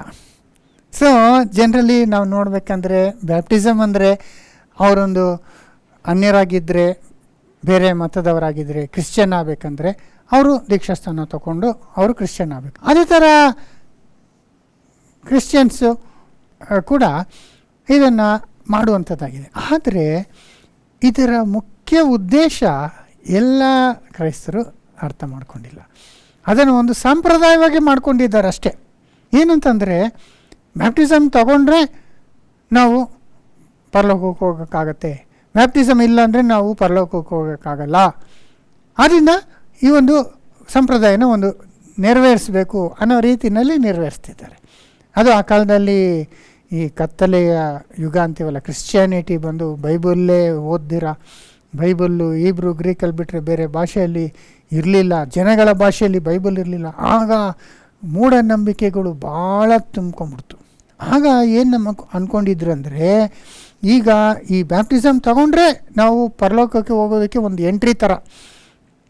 ಒಂದು ವೇಳೆ ದೀಕ್ಷಾಸ್ಥಾನ ತಗೊಂಡಿಲ್ಲ ಅಂದರೆ ನಾವು ಪರಲೋಕಕ್ಕೆ ಹೋಗೋಕ್ಕಾಗಲ್ಲ, ಸತ್ತ ಮೇಲೆ ನರಕಕ್ಕೆ ಹೋಗ್ಬಿಡ್ತೀವಿ ಅನ್ನೋ ಒಂದು ಸ್ಟ್ರಾಂಗ್ ಅವ್ರಿಗೆ ಫೀಲಿಂಗ್ ಇತ್ತು, ಒಂದು ಭಯ ಇತ್ತು. ಆದ್ದರಿಂದ ದೀಕ್ಷಾಸ್ಥಾನ ತಗೊಂಬಿಡೋರು ಅವರು. ಯಾಕಂದರೆ ದೀಕ್ಷಾಸ್ಥಾನ ತಗೊಂಡಿಲ್ಲ ಅಂದರೆ ನಾನು ಪರಲೋಕಕ್ಕೆ ಹೋಗೋಕ್ಕಾಗಲ್ಲ. ಆದರೆ ಅನೇಕರು ಚಿಕ್ಕ ವಯಸ್ಸಿನಲ್ಲೇ ಸತ್ತೋಗ್ತಾಯಿದ್ರು. ಅಂದರೆ ಅವರು ಪೂರ್ಣ ವಯಸ್ಸಿಗೆ ಬಂದು ದೀಕ್ಷಾಸ್ಥಾನ ತಗೊಳ್ಳೋದಕ್ಕೆ ಮುಂಚೆನೇ ಚಿಕ್ಕ ಮಕ್ಕಳಿಗೆ ಸತ್ತೋಗ್ತಾರಲ್ಲ. ಆಗ ಅವ್ರು ಹೆಂಗೆ, ಅವ್ರು ದೀಕ್ಷಾಸ್ಥಾನ ತಗೊಂಡಿಲ್ವಲ್ಲ, ಅವ್ರು ಹೆಂಗೆ ಪರಲೋಕಕ್ಕೆ ಹೋಗೋದು ಅನ್ನೋ ಒಂದು ಕ್ವಶನ್ ಬಂದಾಗ ಆಗ ಏನು ಮಾಡಿದ್ರು, ಚಿಕ್ಕ ಮಕ್ಕಳಿಗೇನೆ ದೀಕ್ಷಾಸ್ಥಾನ ಆದಷ್ಟು ಬೇಗ ಕೊಡೋದಕ್ಕೆ ಪ್ರಾರಂಭಿಸಿದ್ರು. ಯಾಕೆಂದರೆ ಅವ್ರ ಮನೋಭಾವ ಏನು, ಈ ದೀಕ್ಷಾಸ್ಥಾನ ತಗೊಂಡ್ರೆ ನಾನು ಪರಲೋಕ ಹೋಗ್ಬಿಡ್ಬೋದು, ಇಲ್ಲ ಅಂದರೆ ನರಕಕ್ಕೆ ಹೋಗ್ಬಿಡ್ತೀನಿ ಅನ್ನೋ ಒಂದು ನಂಬಿಕೆ ಇದ್ದಿದ್ದರಿಂದ ಇವಾಗ ಯಾರನ್ನ ಚಿಕ್ಕ ವಯಸ್ಸಲ್ಲಿ ಮಗು ಸತ್ತೋಗ್ಬಿಟ್ರೆ ಅದು ನರಕಕ್ಕೆ ಹೋಗ್ಬಿಡುತ್ತೆ, ಯಾಕಂದರೆ ಅದಕ್ಕಿನ್ನೂ ದೀಕ್ಷಾಸ್ಥಾನನೂ ಆಗಿಲ್ವಲ್ಲ ಅನ್ನೋ ಒಂದು ಸಂದರ್ಭ ಬರುತ್ತಲ್ಲ. ಆದ್ದರಿಂದ ಏನು ಮಾಡಿದ್ರು, ಮಗು ಹುಟ್ಟಿದ ಎಷ್ಟು ಬೇಗ ಆಗುತ್ತೋ ಅಷ್ಟು ಬೇಗ ದೀಕ್ಷಾಸ್ಥಾನ ಕೊಡೋಕ್ಕೆ ಸ್ಟಾರ್ಟ್ ಮಾಡಿಬಿಟ್ರು. ಆದರೆ ಅಲ್ಲಿ ಇನ್ನೊಂದೇ ಪ್ರಾಬ್ಲಮ್ ಅಂತ ಏನಂದರೆ, ಚಿಕ್ಕ ಕೂಸುಗಳನ್ನ ಇಲ್ಲ ಚಿಕ್ಕ ಮಕ್ಕಳನ್ನ ನೀರಲ್ಲಿ ಫುಲ್ಲು ಮುಳುಗಿಸಿ ಎತ್ತೋದಕ್ಕೆ ಆಗೋದಿಲ್ಲ ಅಲ್ಲ, ಯಾಕಂದರೆ ಅವುಗಳು ಉಸಿರು ಹಿಡ್ಕೊಳ್ಳೋಕ್ಕೆಲ್ಲ ಆಗೋಲ್ಲ, ನೀರನ್ನ ಕುಡಿದ್ಬಿಡ್ತಲ್ಲ. ಅದಕ್ಕೇನು ಮಾಡಿಬಿಟ್ರು, ಫುಲ್ಲು ಮುಳುಗಿಸೋಂಥದ್ದು ಬಿಟ್ಟು ಅವ್ರ ಮೇಲೆ ಸ್ವಲ್ಪ ನೀರನ್ನ ಚಿಮುಕ್ಸ್ಬಿಡೋದು ಸ್ಟಾರ್ಟ್ ಮಾಡಿದ್ರು. ಕೂಸುಗಳನ್ನ ಕರ್ಕೊಂಬರ್ತಾರೆ, ಚಿಕ್ಕ ಮಗು, ಆಗ ಅದನ್ನು ಮುಳುಗ್ಸೋಕ್ಕಾಗಲ್ಲ. ಅದರಿಂದ ಏನು ಮಾಡಿದ್ರು, ಅದ್ರ ಮೇಲೆ ಸ್ವಲ್ಪ ನೀರಿಂಗ್ ಚಿಮುಕ್ಸ್ಬಿಟ್ಟು ಬ್ಯಾಪ್ಟಿಸಮ್ ಅಂತ ಹೇಳಲಿಕ್ಕೆ ಪ್ರಾರಂಭ ಮಾಡಿದ್ರು. ಸೊ ಆ ಥರನೇ ಏನಾಗೋಯಿತು, ಬ್ಯಾಪ್ಟಿಸಮ್ ಅನ್ನೋದು ಇನ್ಫೆಂಟ್ ಬ್ಯಾಪ್ಟಿಸಮ್, ಚಿಕ್ಕ ಕೂಸುಗಳಿಗೆ ದೀಕ್ಷಾಸ್ಥಾನ ಕೊಡುವಂಥದ್ದು ಪ್ರಾರಂಭ ಆಯಿತು. ಆಮೇಲೆ ಅವರು ವಯಸ್ಸಿಗೆ ಬಂದ ನಂತರ ಟೀನೇಜರ್ಸ್ ಆಗ್ತಾರಲ್ಲ, ಒಂದು 13-14 ವಯಸ್ಸು ಮೇಲೆ ಬರ್ತಾರಲ್ಲ, ಆಗ ಅವರಿಗೆ ಫುಲ್ ಮೆಂಬರ್ ಅನ್ನೋದು ಇನ್ನೊಂದು ಕಾರ್ಯ ಹಿಡ್ಕೊಂಡು ಪ್ರಾರಂಭ ಮಾಡಿದ್ರು. ನೋಡಿದ್ರೆ ಆಗ ಅವರಿಗೆ ತಿರ್ಗಾ ನೀರಲ್ಲಿ ಮುಳುಗಿಸೋದೆಲ್ಲ ಇಲ್ಲ, ಯಾಕಂದರೆ ಚಿಕ್ಕ ಮಗುನಲ್ಲೇ ಅವರಿಗೆ ಚುಮುಕ್ಸಿ ಅವ್ರ ಬ್ಯಾಪ್ಟಿಸಮ್ ಆಗೋಯ್ತು. ಇದನ್ನು ಕನ್ಫರ್ಮೇಷನ್ ಅಂದರೆ ಅವರು ಫುಲ್ ಮೆಂಬರ್ ಆಗಿ ಸಭೆಯಲ್ಲಿ ಅವರು ಇರೋದಕ್ಕೆ ಅವರು ಆ ಒಂದು ಕಾರ್ಯನ ಅವರು ಪ್ರಾರಂಭಿಸೋದಕ್ಕೆ ಸ್ಟಾರ್ಟ್ ಮಾಡಿದ್ರು. ಆದ್ದರಿಂದ ಸಹೋದರ ಸಹೋದರಿ, ನಾವು ನೋಡುವಾಗ ಈ ಸಂಪೂರ್ಣವಾಗಿ ನೀರಲ್ಲಿ ಮುಳುಗಿಸೋಂಥದ್ದು ಇಲ್ಲವೇ ಇಲ್ಲ ಅಲ್ವಾ. ಈಗ ಚಿಕ್ಕ ಮಕ್ಕಳಿಗೆ ಕೊಡುವಾಗ ಚುಮುಕ್ಸ್ಬಿಟ್ರು, ಆಮೇಲೆ ಫುಲ್ ಮೆಂಬರ್ ಆಗುವಾಗ ಅವಾಗಾದರೂ ನೀರಲ್ಲಿ ಫುಲ್ ಮುಳುಗಿಸ್ತಾರ? ಇಲ್ಲ, ಆ ಒಂದು ಸಂಪ್ರದಾಯನ ಬಿಟ್ಬಿಟ್ರು. ಯಾಕಂದರೆ ಚುಮ್ಸೋದೇ ಬ್ಯಾಪ್ಟಿಸಮ್ ಅಂತ ಅವರು ಅಂದ್ಕೊಂಡ್ಬಿಟ್ರು. ಆಮೇಲೆ ಈ ಫುಲ್ ಮೆಂಬರ್ ಆಗುವಾಗ ಕೂಡ ಅವರ ಉದ್ದೇಶ ಏನಂದರೆ, ಭಾಳ ಜನ ಈ ಫುಲ್ ಮೆಂಬರ್ ಆಗೋದು, ನಾನು ಇವಾಗವ್ರಿಗೆ ಹೇಳಿದ್ನಲ್ಲ, ಪಾಪಕ್ಕಾಗಿ ಸತ್ತಿದ್ದೇನೆ ಮಾತ್ರ ಅಲ್ಲ, ನನಗಾಗಿ ನಾನು ಸತ್ತಿದ್ದೇನೆ, ನಾನು ನನ್ನ ಶರೀರ, ನನ್ನ ಅವ್ಯಗಳೆಲ್ಲ ದೇವರಿಗಾಗಿ ನಿಮ್ಮ ಮೇಲೆ ನಾನು ಡೆಡಿಕೇಟ್ ಮಾಡಿಬಿಟ್ಟೆ, ಜೀವ ಬಲಿಯಾಗಿ ಯೇಸು ಸ್ವಾಮಿ ತನ್ನನ್ನು ಅರ್ಪಿಸುವ ಹಾಗೆ ನಾನು ನನ್ನನ್ನು ದೇವರಿಗಾಗಿ ಸಂಪೂರ್ಣವಾಗಿ ಅರ್ಪಿಸ್ಬಿಟ್ಟೆ ಅನ್ನೋ ಒಂದು ಐಡಿಯಾ ಎಲ್ಲ ಬರೋದಿಲ್ಲ. ಭಾಳ ಜನ ಕ್ರೈಸ್ತರಿಗೆ ಬ್ಯಾಪ್ಟಿಸಮ್ ಅನ್ನೋದು ಒಂದು ರಿಚುವಲ್, ಅಂದರೆ ಆವಾಗಲೇ ಅವರು ಫುಲ್ ಮೆಂಬರ್ ಆಗಲಿಕ್ಕೆ ಸಾಧ್ಯ, ಚರ್ಚಲ್ಲಿ ಫುಲ್ ಮೆಂಬರ್ ಅಂತ. ಯಾಕಂದರೆ ಕೂಸುಗಳು ಫುಲ್ ಮೆಂಬರ್ ಆಗೋದಕ್ಕಾಗಲ್ವಲ್ಲ, ಆಗ ಅವರು ವಯಸ್ಸಿಗೆ ಬಂದ ಮೇಲೆ ಅವ್ರಿಗೆ ಈ ಒಂದು ಸೆರಿಮೋನಿ ಇಟ್ಕೊಂಡು ಆಗ ಅವ್ರಿಗೆ ಕೆಲವು ಬೇಸಿಕ್ ಕ್ಲಾಸ್ಗಳು ಕೊಟ್ಬಿಟ್ಟು ಅವ್ರೇನು ಮಾಡ್ತಾರೆ, ಅವ್ರಿಗೆ ಫುಲ್ ಮೆಂಬರ್ ಅಂತ ಕನ್ಫರ್ಮೇಷನ್ ಅನ್ನೋ ಒಂದು ಸೆರೆಮನಿ ಮಾಡ್ತಾರೆ. ಇದು ಭಾಳ ಮುಖ್ಯವಾಗಿ ಎಲ್ಲ ಕ್ರೈಸ್ತರು ಮಾಡ್ತಾರೆ, ಯಾಕಂದರೆ ಅದಾದ್ರೇ ಫುಲ್ ಮೆಂಬರ್ ಆಗೋದಕ್ಕೆ ಸಾಧ್ಯ. ನೆಕ್ಸ್ಟು ಅದಾದಮೇಲೆ ಕಮ್ಯುನಿಯನ್ ತಗೊಳ್ಳೋಕ್ಕಾಗತ್ತೆ, ಅಂದರೆ ಈ ಕರ್ತನ ಭೋಜನವನ್ನು ಸಂಸ್ಕಾರವನ್ನು ಅವರು ಸ್ವೀಕಾರ ಮಾಡ್ಬೋದು. ಮೊನ್ನೆದು ಅದಾದಮೇಲೆ ಅವರಿಗೆ ಮ್ಯಾರೇಜ್ ಕೊಡೋದು, ಈ ವಿವಾಹ ಆಗಬೇಕಂದ್ರೆ ಫುಲ್ ಮೆಂಬರ್ ಆಗಿರೋರಿಗೇ ಸಭೆಯಲ್ಲಿ ಮ್ಯಾರೇಜ್ ಕೊಡೋದು. ಆಮೇಲೆ ಅಫ್ಕೋರ್ಸ್ ಸತ್ತ ನಂತರ ಅವರಿಗೆ ಸಮಾಧಿ ಕೊಡಬೇಕದ್ರಿಂದ ಈ ಒಂದು ಕಾರ್ಯಗಳಿಂದ ಅವರು ಆ ಬ್ಯಾಪ್ಟಿಸಮ್ನ ಕನ್ಫರ್ಮೇಷನ್ನ ಅವರು ಲೇಟರ್ ಆನ್ ಸ್ಟೇಜಲ್ಲಿ ಮಾಡ್ತಾರೆ. ಇದು ಕ್ಯಾಥಲಿಕ್ ಸಭೆಯಲ್ಲಾಗಿರ್ಬೋದು, CSI ಮತ್ತು ಮಿಕ್ಕ ಆರ್ಥೋಡಾಕ್ಸ್ ಸಭೆಗಳಲ್ಲಿ ಆ ರೀತಿ ಮಾಡಿಬಿಟ್ರು. ಸೊ ಚಿಕ್ಕ ಮಕ್ಕಳಿಗೆ, ಕೂಸುಗಳಿಗೆ ಅವರು ನೀರನ್ನು ಚಿಮುಕಿಸಿ ಬ್ಯಾಪ್ಟಿಸಮ್ ಕೊಟ್ಬಿಡ್ತಾರೆ. ಆಮೇಲೆ ಪೂರ್ಣ ವಯಸ್ಸು ಬಂದ ನಂತರ, ಅಂದರೆ ಒಂದು ಟೀನೇಜ್ ಬಂದ ನಂತರ ಫುಲ್ ಮೆಂಬರ್ಶಿಪ್ ಅನ್ನೋ ಒಂದು ಕನ್ಫರ್ಮೇಷನ್ ಅನ್ನೋ ಒಂದು ಕಾರ್ಯನ ಇಟ್ಕೊಂಡಿದ್ದಾರೆ. ಆ್ಯಕ್ಚುಲಿ ಇದು ನಾವು ನೋಡುವಾಗ ಇದೆಲ್ಲ ಬಂದಿದ್ದು ಒಂದು ಕಾರ್ಯ ಯಾಕೆ ಅಂದರೆ, ಬ್ಯಾಪ್ಟಿಸಮ್ ತಗೊಂಡ್ರೆ ಪರಲೋಕಕ್ಕೆ ಹೋಗ್ತೀವಿ, ಬ್ಯಾಪ್ಟಿಸಮ್ ತಗೊಂಡಿರೋ ಸತ್ತು ಹೋಗ್ಬಿಟ್ರೆ ನರಕಕ್ಕೆ ಹೋಗ್ಬಿಡ್ತೀವಿ ಅನ್ನೋ ಒಂದು ಭಯದಿಂದ ಕೂಸುಗಳಿಗೆ ಕೊಡೋದಕ್ಕೆ ಪ್ರಾರಂಭ ಮಾಡಿದ್ರು.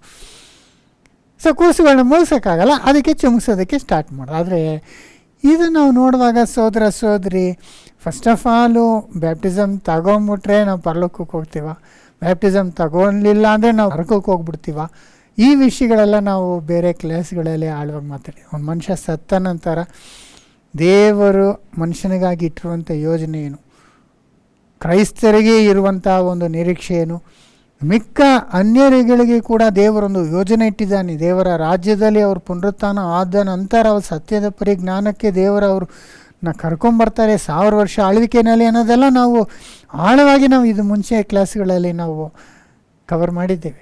ಅದರಿಂದ ಇದು ಒಂದು ತಪ್ಪಾದಂಥ ಒಂದು ಫಿಯರ್. ಇದು ದೀಕ್ಷಾಸ್ಥಾನ ತಕ್ಕೊಳ್ದಿರೋ ಅಂಥವರೆಲ್ಲ ನರಕಕ್ಕೆ ಹೋಗ್ಬಿಡ್ತಾರೆ, ಚಿಕ್ಕ ಮಕ್ಕಳಾದರೂ ನರಕಕ್ಕೆ ಹೋಗ್ಬಿಡ್ತಾರೆ, ದೇವರು ಹಂಗೆ ಮಾಡ್ತಾರೆ ಅನ್ನೋದು ತಪ್ಪು. ಆ ಒಂದು ರಾಂಗ್ ಫಿಯರಿಂದ ಬಂದಂಥ ಒಂದು ತಪ್ಪಾದಂಥ ಒಂದು ಸಂಪ್ರದಾಯವಾಗಿದೆ ಇದು. ಅದರಿಂದ ಚಿಕ್ಕ ಮಕ್ಕಳಿಗೆ ಕೊಡೋದ್ರಲ್ಲಿ ಅರ್ಥನೇ ಇಲ್ಲ. ಇದು ಬ್ಯಾಪ್ಟಿಸಮ್ ತಗೊಂಡಿದ್ದು ಯೇಸು 30 ವಯಸ್ಸು ಬಂದಾಗ ಆತನು ದೀಕ್ಷಾಸ್ಥಾನ ತಗೊಂಡಿದ್ದು. ಯೋಹಾನ ಕೂಡ ಚಿಕ್ಕ ಕೂಸುಗಳಿಗೆ ಯಾರಿಗೂ ಕೊಡಲಿಲ್ಲ. ಪಾಪ ಏನು ಅಂತ ಅರ್ಥಕೊಂಡು ಅದರಿಂದ ದೇವ್ರ ಕಡೆ ತಿರುಗಬೇಕು ಅಂತ ಬಂದಂಥ ಪೂರ್ಣ ಮನುಷ್ಯರಿಗೇ ಅದು ಬ್ಯಾಪ್ಟಿಸಮ್ ಕೊಟ್ಟಿದ್ದು. ಇಲ್ಲಿ ಚಿಕ್ಕ ಕೂಸುಗಳಿಗೆ ಚುಮುಕ್ಸ್ಬಿಟ್ಟು ಅದು ಬ್ಯಾಪ್ಟಿಸಮ್ ಅಂದರೆ ಅದು ಅರ್ಥನೇ ಇಲ್ಲ. ಚಿಕ್ಕ ಮಕ್ಕಳಿಗೆ ಪಾಪ ಅನ್ನೋದೇ ಏನು ಗೊತ್ತಿಲ್ಲ. ಪಾಪದಿಂದ ಅವರು ದೇವ್ರ ಕಡೆ ಬಿಟ್ಬಿಟ್ಟು ಬರೋಕ್ಕಾಗುತ್ತಾ, ತಿರುಗೋಕ್ಕಾಗತ್ತಾ, ಅದು ಏನೂ ಗೊತ್ತಿರಲ್ಲ ಅವ್ರಿಗೆ. ಅಂದರೆ ಒಂದು ಪರಿಪೂರ್ಣ ಒಂದು ಜ್ಞಾನದ ಇರುವಂಥ ಮನುಷ್ಯ ಆತನ ಪಾಪ ಅಂದರೆ ಏನು ಅಂತ ತಿಳ್ಕೊಂಡು ತಾನು ಸ್ವಂತವಾಗಿ ಅವನು ದೇವರ ಕಡೆ ತಿರುಗಬೇಕಂತ ಒಂದು ಡಿಸೈಡ್ ಮಾಡಿ ಪಾಪಗಳನ್ನು ಬಿಡುವುದು ಮಾತ್ರ ಅಲ್ಲ, ಯೇಸು ಸ್ವಾಮಿಯ ಶಿಷ್ಯನಾಗುವುದಕ್ಕೆ ಅವನು ಮುಂಬರುವಾಗ ಅಂಥವರಿಗೆ ಬ್ಯಾಪ್ಟಿಸಮ್ ಕೊಡಬೇಕಾಗಿದೆ. ಅದಕ್ಕೆ ಒಂದು ಸಾದೃಶ್ಯ ಬಂದು ನೀರಲ್ಲಿ ಮುಳುಗಿಸುವಂಥದ್ದು. ಅದರಿಂದ ಇಲ್ಲಿ ಕೂಡ ನಾವು ನೋಡುವಾಗ ಇದು ಅನೇಕ ಸಭೆಗಳೇ, ರೋಮನ್ ಕ್ಯಾಥಲಿಕ್ ಸಭೆಯಲ್ಲಿ, CSI ಮತ್ತು ಅನೇಕ ಆರ್ಥೋಡಾಕ್ಸ್ ಸಭೆಗಳಲ್ಲಿ ಇವತ್ತವರೆಗೂ ಬ್ಯಾಪ್ಟಿಸಮ್ ಅನ್ನೋದೇ ಇಲ್ಲ. ಚಿಮುಕ್ಸಿದ್ರೆ ಅದು ಬ್ಯಾಪ್ಟಿಸಮ್ ಆಗುವುದಿಲ್ಲ, ಅದು ಚಿಕ್ಕ ಮಕ್ಕಳಿಗೆ ಕೊಡುವಂಥದ್ದೇ ಅಲ್ಲ. ಅದನ್ನು ಇಲ್ಲಿ ನಾವು ನೋಡುವಾಗ ವಾಕ್ಯದಲ್ಲಿ ಯೋಹಾನ್ ಎಲ್ಲಿ ದೀಕ್ಷಾಸ್ಥಾನ ಕೊಡ್ತಿದ್ರು ಅಂದರೆ ಯೋರ್ದನ್ ನದಿನಲ್ಲಿ ಕೊಡ್ತಿದ್ರು. ಅದು ನದಿನಲ್ಲಿ ಅದು ಕೆಲವು ಕಡೆ ನೀರು ಜಾಸ್ತಿ ಇರೋದಿಲ್ಲ, ನೀರು ಜಾಸ್ತಿ ಹೆಚ್ಚಾಗಿರುವಂಥ ಸ್ಥಳವನ್ನು ಆತನ ಹುಡುಗಿ ಅಲ್ಲೇ ಹೋಗಿ ದೀಕ್ಷಾಸ್ಥಾನ ಕೊಡ್ತಿದ್ರು. ಯಾಕೆಂದರೆ ಒಂದು ಮನುಷ್ಯನ ಮುಳುಗಿಸ್ಬೇಕು ಸಂಪೂರ್ಣವಾಗಿ. ಅದನ್ನು ನಾವು ಯೋಹಾನ 3:23 ನಾವು ಓದ್ಬೋದು. ಯೋಹಾನನು ಸಲೀಮೂರಿನ ಹತ್ತಿರವಿರುವ ಐನೋನೆಂಬ ಸ್ಥಳದಲ್ಲಿದ್ದು ದೀಕ್ಷಾಸ್ನಾನ ಮಾಡಿಸುತ್ತಿದ್ದನು. ಅಲ್ಲಿ ಬಹಳ ನೀರಿತ್ತು. ನೋಡಿದ್ರ, ಜನರು ಬಂದು ಸ್ನಾನ ಮಾಡಿಸಿಕೊಳ್ಳುತ್ತಾ ಇದ್ದರು. ನೋಡಿದ್ರ, ಅಲ್ಲಿ ಬಹಳ ನೀರಿತ್ತು. ಅದಕ್ಕೋಸ್ಕರ ಯೋಹಾನ ಒಂದು ಸ್ಪಾಟಲ್ಲಿ ದೀಕ್ಷಾಸ್ನಾನ ಕೊಡೋದಕ್ಕೆ ಸ್ಟಾರ್ಟ್ ಮಾಡಿದ್ರು. ಜಸ್ಟ್ ಚುಮ್ಸೋದಾದರೆ ಒಂದು ಬಕೆಟ್ ನೀರು ಇಟ್ಕೊಂಡೆ 1000 ಜನಕ್ಕೆ ಚುಮ್ಮಿಸ್ಬಿಡ್ಬೋದು ಅಲ್ವರ. ಆದರೆ ಯಾಕೆ ಭಾಳ ನೀರಿದ್ದ ಕಡೆಯಲ್ಲಿ ಯಾಕೆ ಮಾಡಿದೆ? ಬ್ಯಾಪ್ಟಿಸೋ ಇಲ್ಲ ಬ್ಯಾಪ್ಟಿಸ್ಮಾ ಅನ್ನೋ ಒಂದು ಗ್ರೀಕ್ ವರ್ಡ್ಗೆ ಪದಕ್ಕೆ ಅರ್ಥ ಏನಂದರೆ ಫುಲ್ಲಿ ವೆಟ್ ಅಂತ, ಅಂದರೆ ಫುಲ್ಲಾಗಿ ನೆಂದೋಬೇಕು ಅಂತ ಅರ್ಥ. ಅಂದರೆ ಒಬ್ಬನ ಫುಲ್ಲು ಮುಳುಗಿಸಿ ಎತ್ತಿದ್ರೇ ಅವ್ನು ಫುಲ್ಲಾಗಿ ನೆನೆಯುವಂಥದ್ದು, ಜಸ್ಟ್ ಚುಮ್ಸೋವಂಥದ್ದಲ್ಲ. ಅದರ ಬ್ಯಾಪ್ಟಿಸಮೇ ಅಲ್ಲ ಅದು. ಭಾಳ ಜನ ಬ್ಯಾಪ್ಟಿಸಮ್ ಅಂತ ಕೂಸಿಗೆ ಕೊಟ್ಬಿಟ್ಟು ಅವ್ರು ಅಂದ್ಕೊಂಡು ಬರ್ತಾರೆ, ಅದು ಬ್ಯಾಪ್ಟಿಸಮೇ ಅಲ್ಲ. ಅದು ಬ್ಯಾಪ್ಟಿಸಮ್ ಅಂದರೆ ಮುಳುಗಿಸ್ಬೇಕು ಫುಲ್ಲಾಗಿ. ಅದರಲ್ಲೂ ಭಾಳ ಅದರಲ್ಲಿ ಅರ್ಥ ಬರ್ತದೆ. ಅದು ಒಬ್ಬನ ಯೋಹಾನ ಹತ್ರ ಹೋಗಿ ಆ ಕಾಲದಲ್ಲಿ ಇಲ್ಲ ಆಮೇಲೆ ಬಂದಂಥವರಾಗಿರಲಿ ಅವ್ರನ್ನ ಸಮರ್ಪಿಸ್ಕೊಬೇಕು ಅವ್ರನ್ನ. ಆಗ ಅವ್ರು ಬ್ಯಾಪ್ಟಿಸಮ್ ಕೊಡೋಂಥವನು ಮುಳುಗಿಸಿ ಅವ್ರನ್ನ ಸಂಪೂರ್ಣ ಎಬ್ಬಿಸುವಾಗ ಅದು ಆತನು ಸತ್ತು ಪಾಪಕ್ಕಾಗಿ ತನಗಾಗಿ ಸತ್ತು ತಿರುಗಿ ಎದ್ದು ಬರುವಂಥ ಒಂದು ವಿಷಯಕ್ಕೆ ಸಾದೃಶ್ಯವಾಗಿದೆ. ಅದು ಎಷ್ಟು ಕ್ಲಿಯರ್ ಪಿಕ್ಚರ್ನೇ ಚುಮುಕ್ಸ್ಬಿಟ್ರೆ ಅದು ಆ ಥರ ಅರ್ಥ ಬರೋದೇ ಇಲ್ಲ. ಅದರಿಂದ ಅಫ್ಕೋರ್ಸ್ ಆ ಕಾಲದಿಂದ ಹಂಗೆ ನಡ್ಕೊಂಬಂದರು. ಭಾಳ ಸಾವಿರಾರು ಜನ ಕ್ರೈಸ್ತರು ಅದೇನೇ ಕಂಟಿನ್ಯೂ ಮಾಡ್ತಾರೆ, ಅದು ಅವ್ರಿಗೆ ಬ್ಯಾಪ್ಟಿಸಮ್ ಆಗಿಲ್ಲ. ಆದರೆ ಇದು ಬ್ಯಾಪ್ಟಿಸಮ್ ಅನ್ನೋದು ನೀರಿನಲ್ಲಿ ಕೊಡುವಂಥದ್ದು ಅದು ಒಂದು ಸಿಂಬಾಲಿಕ್ ಆಗಿದೆ, ಅಂದರೆ ಒಂದು ಸಾದೃಶ್ಯವಾಗಿದೆ. ನೀರಲ್ಲಿ ಈ ರೀತಿ ಮುಳುಗಿಸ್ಬೇಕು, ಆ ರೀತಿಯೇ ಮಾಡಬೇಕು ಅನ್ನೋದು ಅದು ಕರೆಕ್ಟಾಗಿ ತಿಳ್ಕೊಂಡು ಮಾಡೋದು ಒಳ್ಳೆಯದು. ಆದರೆ ಬರೀ ಅಷ್ಟರಲ್ಲೇ ನಿಂತು ಬಿಡಬಾರ್ದು. ನೀರಲ್ಲಿ ಮುಳುಗಿಸಿ ಎಬ್ಬಿಸುವಂಥ ಮುಖ್ಯವಾದ ಉದ್ದೇಶ ಏನನ್ನೋದನ್ನ ಅರ್ಥ ಮಾಡ್ಕೊಬೇಕು ಸಹೋದರ ಸಹೋದರಿ.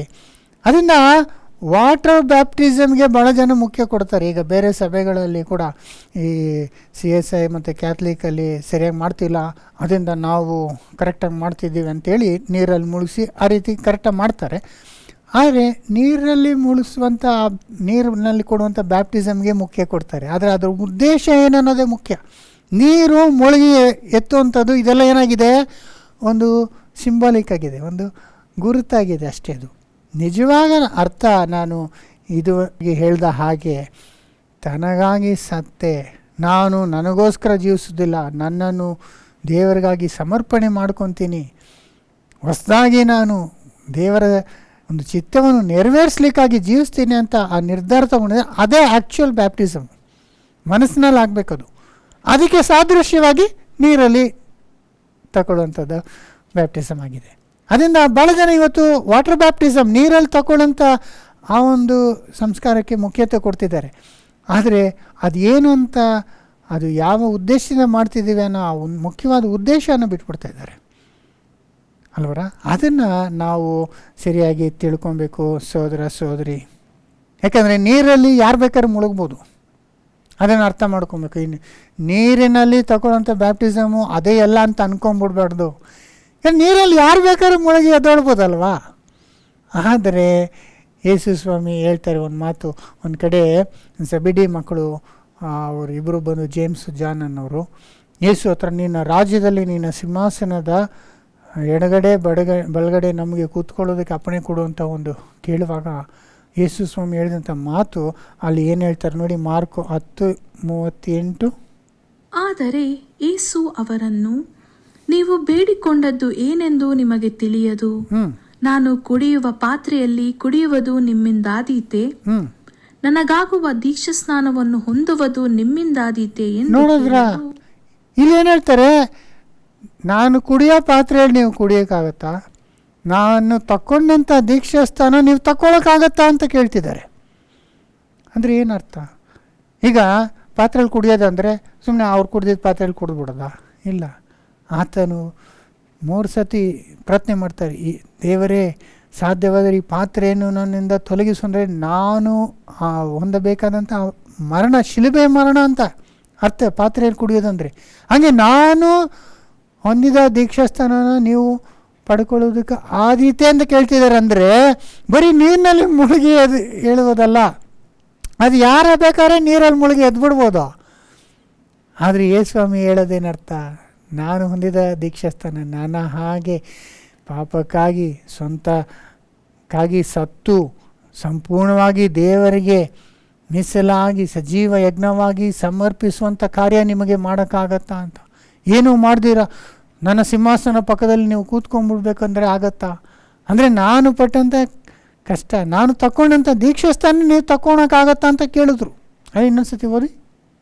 ಆದರೆ ಯೇಸು ಅವರನ್ನು, ನೀವು ಬೇಡಿಕೊಂಡದ್ದು ಏನೆಂದು ನಿಮಗೆ ತಿಳಿಯದು. ನಾನು ಕುಡಿಯುವ ಪಾತ್ರೆಯಲ್ಲಿ ಕುಡಿಯುವುದು ನಿಮ್ಮಿಂದಾದೀತೆ, ನನಗಾಗುವ ದೀಕ್ಷಾಸ್ನಾನವನ್ನು ಹೊಂದುವುದು ನಿಮ್ಮಿಂದಾದೀತೆ ಎಂದು ಕೇಳಲು, ನೋಡಿದ್ರ ಎಂತ ಕೇಳ್ತಾರೆ? ನೋಡಿದ್ರ, ನನಗಾದಂಥ ದೀಕ್ಷಾಸ್ಥಾನವು ನಿಮ್ಮೊಂದಿಗೆ ಆಗೈತೆ, ನೀವು ಪಡ್ಕೊಳಕ್ಕಾಗತ್ತಾ? Can you be baptised with the baptism I am baptised with ಅನ್ನುವಾಗ ಬರೀ ನೀರಲ್ಲಿ ಮುಳುಗೋದಂದರೆ ಅವ್ರು ಹಂಗೆ ಅಂದ್ಕೊಂಡ್ರೆ ಆಗುತ್ತೆ ಅಂತ ಅಂದ್ಬಿಟ್ರು. ಅಂದರೆ ಅಷ್ಟು ಸುಲಭ ಅಲ್ಲ.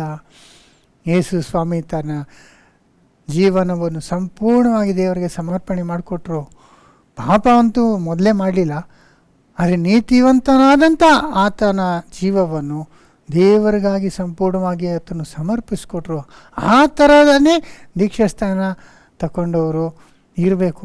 ಹಾಗಿರುವಾಗ ಅದು ದೀಕ್ಷಾಸ್ಥಾನದ ಅರ್ಥ. ಸಹೋದರ ಸಹೋದರಿ, ಇದನ್ನು ಇನ್ನೊಂದು ಕಡೆ ಕೂಡ ಹೇಳ್ತಾರೆ ನೋಡಿ, ಅದು ಲೂಕ 12ನೇ ಅಧ್ಯಾಯ 50ನೇ ವಚನ. ಆದರೆ ನಾನು ಹೊಂದತಕ್ಕ ದೀಕ್ಷಾಸ್ನಾನ ಒಂದುಂಟು, ಅದು ನೆರವೇರುವ ತನಕ ನಾನು ಎಷ್ಟೋ ಬಿಕ್ಕಟ್ಟಿನಲ್ಲಿದ್ದೇನೆ.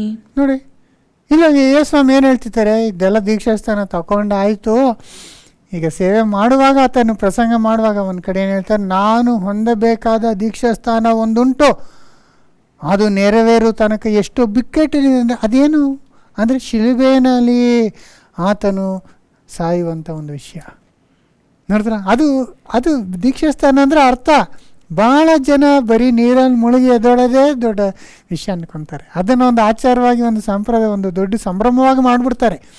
ನೀವು ನೋಡಿದ್ರೆ ಕ್ಯಾಥಲಿಕಲ್ಲಿ CSIಲೆಲ್ಲ ಫುಲ್ ಮೆಂಬರ್ಶಿಪ್ ಅಂದರೆ ಅದು ಹೆಂಗೆ ಅಂದರೆ ಅದೊಂದು ಮದುವೆ ಥರ ಆಗ್ಬಿಡ್ತದೆ. ಅದೊಂದು ಸಂಭ್ರಮ ಅಲ್ವರ. ಅವರು ವೈಟ್ ಡ್ರೆಸ್ ಹಾಕೊಂಬಂದ್ಬಿಟ್ಟಿರ್ತಾರೆ, ಅಲ್ಲಿ ಬಂದು ಎಲ್ಲರನ್ನೂ ಕರೆದುಬಿಟ್ಟು ಅವ್ರಿಗೆಲ್ಲ ಊಟ ಹಾಕಿ, ಅದು ಹೆಂಗೆ ಅಂದರೆ ಅಲ್ಲಿ ಕೂಡ ಅವರು ಮಾಡೋಂಥದ್ದು, ನಾನು ಇಷ್ಟು ಕಾಲ ಪಾಪದಲ್ಲಿ ಜೀವಿಸ್ತಿದ್ದೆ, ನಾನು ಇನ್ನು ಆ ಪಾಪಕ್ಕೆ ಸತ್ತೆ, ಇನ್ಮೇಲೆ ದೇವರಿಗಾಗಿ ನಾನು ಜೀವಿಸ್ತೀನಿ ಅನ್ನೋ ಒಂದು ಮೈಂಡ್ ಯಾರಲ್ಲೂ ಇರೋದಿಲ್ಲ. ಆ ಪೇರೆಂಟ್ಸಲ್ಲೂ ಇರೋಲ್ಲ, ಆ ದೀಕ್ಷಾಸ್ಥಾನ ತಗೊಳ್ಳೋರಲ್ಲೂ ಖಂಡಿತವಾಗಿರಲ್ಲ. ಅದೇನಂದರೆ ಅವರು ಒಂದು ವಯಸ್ಸಿಗೆ ಬಂದರು ಅನ್ನೋ ಒಂದು ರೀತಿ ಅಲ್ವರ. ಈಗ ವಯಸ್ಸಿಗೆ ಬಂದಾಗ ಹೆಣ್ಮಕ್ಳಿಗೆ ಮಾಡ್ತಾರಲ್ಲ, ಆ ಥರ ಈ ಹೆಣ್ಮಕ್ಳಿಗೆಲ್ಲ ಈ ಬ್ಯಾಪ್ಟಿಸಮ್ ಅಂದರೆ ಕನ್ಫರ್ಮೇಷನ್ ಅಂತ ಮಾರಿಬಿಡ್ತಾರೆ. ಅವ್ರನ್ನ ಬಿಳಿ ಡ್ರೆಸ್ ಹಾಕಿ ಅಲ್ಲಿ ಚೇರ್ಗಳು ಹಾಕಿ ಕೂರಿಸ್ಬಿಡ್ತಾರೆ ಸೆಂಟ್ರಲ್ಲಿ. ಅದೇ ನಡೆಯುವಂಥದ್ದು ಅಲ್ವಾ, ಎಲ್ಲರಿಗೂ ಊಟ ಹಾಕಿ ಸಂತೋಷವಾಗಿ. ಆದರೆ ಈತನು ಒಂದು ಬ್ಯಾಪ್ಟಿಸಮ್ ಅಂದರೆ ಆ್ಯಕ್ಚುಲಿ ಒಂದು ಸತ್ತು ಸಮಾಧಿ ಆಗುವಂಥದ್ದು. ಅದು ಎಷ್ಟು ಗಂಭೀರವಾದಂಥ ಕಾರ್ಯ ಅಂದರೆ, ಇವಾಗ ಸತ್ತಂಗೆ ಈಗ ಒಂದು ಮಿಲ್ಟ್ರಿಗೆ ಹೋಗುವಾಗ ಯಾವ ರೀತಿ ಇರ್ತದೆ, ಒಂದು ಯುದ್ಧಕ್ಕೆ ಹೋಗುವಾಗ ಹೆಂಗಿರ್ತದೆ, ಇಲ್ಲ ಒಬ್ಬರ ಮನೆಯಲ್ಲಿ ಒಂದು ಸಾವಾಯಿತು ಅಂದರೆ ಹೆಂಗಿರುತ್ತೆ ಸಿಚುವೇಶನ್, ಹಂಗಿರ್ಬೇಕ್ರೆ ಇದು ಅಲ್ಲ. ಯಾಕಂದ್ರೆ ಅವರು ತನಗಾಗಿ ತಾನು ಸತ್ತು ದೇವರಿಗಾಗಿ ಆತನು ಜೀವಿಸ್ತಾನೆ ಅನ್ನೋ ಒಂದು ವಿಷಯ, ಅದು ಎಷ್ಟು ಸೀರಿಯಸ್ ಮ್ಯಾಟ್ರು. ಆದರೆ ಈಗ ಅದೆಲ್ಲ ಏನಿಲ್ಲ. ಮ್ಯೂಸಿಕ್ ಹಾಕಿ ಬಿರಿಯಾನಿ ಹಾಕಿ ಎಲ್ಲರಿಗೂ ಒಂದು ವಿಶ್ ಮಾಡಿ, ಅದು ಅಲ್ಲಿ ನಿಂತ್ಕೊಂಡು ಭಾಳ ಜನ ಏನು ಹೇಳ್ತಾರೆ, ಅವ್ರಿಗೆ ಕೆಲವು ಮಾತಾಡಿಕೊಟ್ಟಾಗ ಅಲ್ಲಿ ನಾನು ನನ್ನ ಕಾಲ ಮೇಲೆ ನಾನು ನಿಂತ್ಕೊಳ್ಳುವಂತೆ ನನ್ನ ಪೇರೆಂಟ್ಸ್ ಸಹಾಯ ಮಾಡಿದ್ರು, ನಾನು ಓದೆಲ್ಲ ಮುಗಿಸಿದ್ದೇನೆ, ಕೆಲಸ ಮಾಡ್ತಿದ್ದೇನೆ ಅಂದರೆ ಅವ್ರ ಬಗ್ಗೆ ಅವ್ರು ಹೇಳ್ಕೊತಾ ಇರ್ತಾರೆ, ಅವ್ರ ಪೇರೆಂಟ್ಸ್ನ ಹೊಗಳ್ತಾ ಇರ್ತಾರೆ ಅಲ್ಲಿ.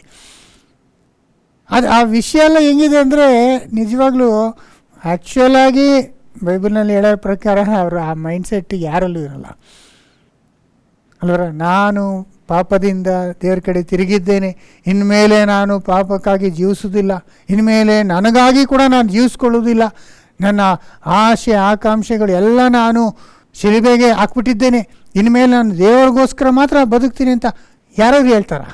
ಹೇಳೋದೇ ಇಲ್ಲ. ಆ ಅರ್ಥನೇ, ಆ ಮೈಂಡೇ, ಆ ಮೀನಿಂಗೇ ಯಾರಿಗೂ ಗೊತ್ತಿರಲ್ಲ.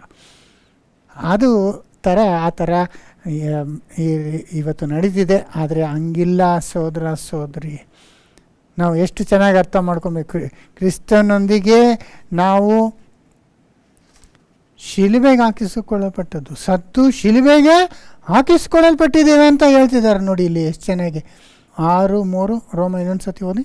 ಕ್ರಿಸ್ತ ಯೇಸುವಿನಲ್ಲಿ ಸೇರುವುದಕ್ಕೆ ದೀಕ್ಷಾಸ್ನಾನ ಮಾಡಿಸಿಕೊಂಡವರಾದ ನಾವೆಲ್ಲರೂ ಆತನ ಮರಣದಲ್ಲಿ ಪಾಲುಗಾರರಾಗುವುದಕ್ಕೆ ದೀಕ್ಷಾಸ್ನಾನ ಮಾಡಿಸಿಕೊಂಡೆವೆಂದು ನಿಮಗೆ ತಿಳಿಯದು. ಆತನ ಮರಣದಲ್ಲಿ ಪಾಲುಗಾರರಾಗಬೇಕು. ನಾನು ಯೇಸು ಸ್ವಾಮಿ ಥರ ಬದುಕ್ತೀನಿ, ಆತನ ಹಾಗೆ ಸಾಯ್ತೀನಿ ಅನ್ನೋದಕ್ಕೆ ಅದು ಪ್ರಾರಂಭವಾಗಿದೆ ಸಹೋದರ ಸಹೋದರಿ. ನೋಡಿದ್ರೆ ಯೇಸು ಹೇಳಿದ, ಅದಕ್ಕೆ ನಾನು ತಗೊಂಡಂಥ ದೀಕ್ಷಾಸ್ಥಾನ ನಿಮ್ಮಲ್ಲಿ ತಗೊಳಕ್ಕಾಗುತ್ತಾ? ಆಮೇಲೆ ಅದು ಯಾವಾಗ ಪ್ರಾರಂಭ ಆಯಿತು ಅಂದರೆ ದೀಕ್ಷಾಸ್ಥಾನದಲ್ಲಿ ಯೋಹಾನಂತ ತಗೊಳ್ಳುವಾಗ ಅದು ಪ್ರಾರಂಭ ಆಯಿತು.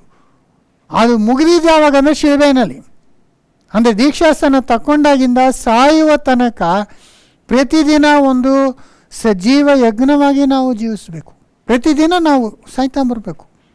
ನೋಡ್ರ, ಬದುಕಿದ್ದೇವೆ ಆದರೆ ಸಜೀವ ಯಜ್ಞವಾಗಿದ್ದೇವೆ, ದೇವರಿಗೋಸ್ಕರ ಬದುಕಿದ್ದೇವೆ, ನಮಗೋಸ್ಕರ ಅಲ್ಲ. ಅದನ್ನೇ ರೋಮ 12ನೇ ಅಧ್ಯಾಯ 1ನೇ ವಚನದಲ್ಲಿ ಹೇಳ್ತಾರೆ ನೋಡಿ. ಆದದರಿಂದ ಸಹೋದರರೇ, ದೇವರ ಕನಿಕರವನ್ನು ನಿಮ್ಮ ನೆನಪಿಗೆ ತಂದು ನಿಮ್ಮನ್ನು ಬೇಡಿಕೊಳ್ಳುವುದೇನೆಂದರೆ, ನೀವು ನಿಮ್ಮ ನಿಮ್ಮ ದೇಹಗಳನ್ನು ದೇವರಿಗೆ ಮೀಸಲಾಗಿಯೂ ಮೆಚ್ಚುಗೆಯಾಗಿಯೂ ಇರುವ ಸಜೀವ ಯಜ್ಞವಾಗಿ ಅರ್ಪಿಸಿರಿ. ಇದೇ ನಿಮ್ಮ ವಿವೇಕಪೂರ್ವಕವಾದ ಆರಾಧನೆ. ಇದೇ ನೀವು ಮಾಡಬೇಕಾದಂಥ ನಿಜವಾದ ಆರಾಧನೆ. ಏನಂದ್ರು ಸಹೋದರಗಳೇ, ದೇವರ ಕನಿಕರವನ್ನು ನಿಮ್ಮ ಮುಂದಿಟ್ಟು ನಿಮ್ಮನ್ನು ಬೇಡಿಕೊಳ್ಳೋದೇನೆಂದರೆ, ದೇವರ ಕನಿಕರ ಅಂದ್ರೆ ದೇವ್ರ ಬಗ್ಗೆ ತಿಳ್ಕೊಂಡಿದ್ದಾಯಿತು, ದೇವರನ್ನ ನಂಬಿದ್ದಾಯಿತು, ಯೇಸು ಸ್ವಾಮಿ ನಂಬಿದ್ದಾಯಿತು. ನಂಬಿಕೆ ಮೂಲಕ ನಾವು ಈಗ ನೀತಿವಂತರಾಗಿ ನಿರ್ಣಯಿಸಲ್ಪಟ್ಟಿದ್ದೇವೆ. ಈಗ ನಾವೇನು ಮಾಡಬೇಕು? ನೆಕ್ಸ್ಟು ನಮ್ಮ ಶರೀರವನ್ನು ಸಜೀವ ಬಲಿಯಾಗಿ ಸಮರ್ಪಿಸಬೇಕು. ಆದರೆ ಬಹಳ ಜನ ಕ್ರೈಸ್ತರು ಎಲ್ಲೇ ಸ್ಟಾಪ್ ಆಗಿಬಿಡ್ತಾರೆ. ನಾನು ಪಶ್ಚಾತ್ತಾಪ ಪಟ್ಟಿದ್ದೇನೆ, ಯೇಸುನ ನಂಬಿದ್ದೇನೆ, ಆದ್ದರಿಂದ ನಾನು ನೀತಿವಂತನಾಗ್ಬಿಟ್ಟೆ, ಅಷ್ಟಕ್ಕೆ ನಿಲ್ತಾರೆ. ಅಲ್ಲ, ನೀತಿವಂತನಾದಮೇಲೆ ನಾ ಏನು ಮಾಡಬೇಕು? ನೀತಿವಂತನಾಗಿದ್ದುಕೊಂಡು ಸಜೀವ ಯಜ್ಞವಾಗಿ ನನ್ನ ಶರೀರವನ್ನು ಸಮರ್ಪಿಸಬೇಕು. ಇದೇ ಬ್ಯಾಪ್ಟಿಸಮ್ ಅಂದರೆ. ಇನ್ನೊಂದು ಸತಿ ಓದಿ 12:1 ರೋಮ. ಆದದರಿಂದ ಸಹೋದರರೇ, ದೇವರ ಕನಿಕರವನ್ನು ನಿಮ್ಮ ನೆನಪಿಗೆ ತಂದು ನಿಮ್ಮನ್ನು ಬೇಡಿಕೊಳ್ಳುವುದೇನೆಂದರೆ, ನೀವು ನಿಮ್ಮ ನಿಮ್ಮ ದೇಹಗಳನ್ನು ದೇವರಿಗೆ ಮೀಸಲಾಗಿಯೂ ಮೆಚ್ಚುಗೆಯಾಗಿಯೂ ಇರುವ ಸಜೀವ ಯಜ್ಞವಾಗಿ ಅರ್ಪಿಸಿರಿ. ಇದೇ ನಿಮ್ಮ ವಿವೇಕಪೂರ್ವಕವಾದ ಆರಾಧನೆಯು. ಇದು ಮಾಡಬೇಕು ಸಹೋದರ ಸಹೋದರಿ, ಸಜೀವ ಯಜ್ಞವಾಗಿ ಅರ್ಪಿಸ್ರಿ. ಅದೇ ಬ್ಯಾಪ್ಟಿಸಮ್ ಅಂದರೆ ರಿಯಲ್ ಮೀನಿಂಗು. ಆ ಥರ ಮೈಂಡಲ್ಲಿ ಬಂದಂಥವ್ರನ್ನ ದೇವರು ತನ್ನ ಬಳಿಗೆ ಕರ್ಕೊಂಬಂಡ್ರಿ ಅಂತಿದ್ದಾರೆ ನೋಡಿ. ಅದನ್ನು ಕೀರ್ತನೆ 50ನೇ ಅಧ್ಯಾಯ 5ನೇ ವಚನ. ನನ್ನೊಡನೆ ಯಜ್ಞದ ಮೂಲಕ ಒಡಂಬಡಿಕೆಯನ್ನು ಮಾಡಿಕೊಂಡ ನನ್ನ ಭಕ್ತರು ನನ್ನ ಬಳಿಗೆ ಕರಕೊಂಡು ಬನ್ನಿರಿ ಎಂದು ಆಜ್ಞಾಪಿಸುತ್ತಾನೆ.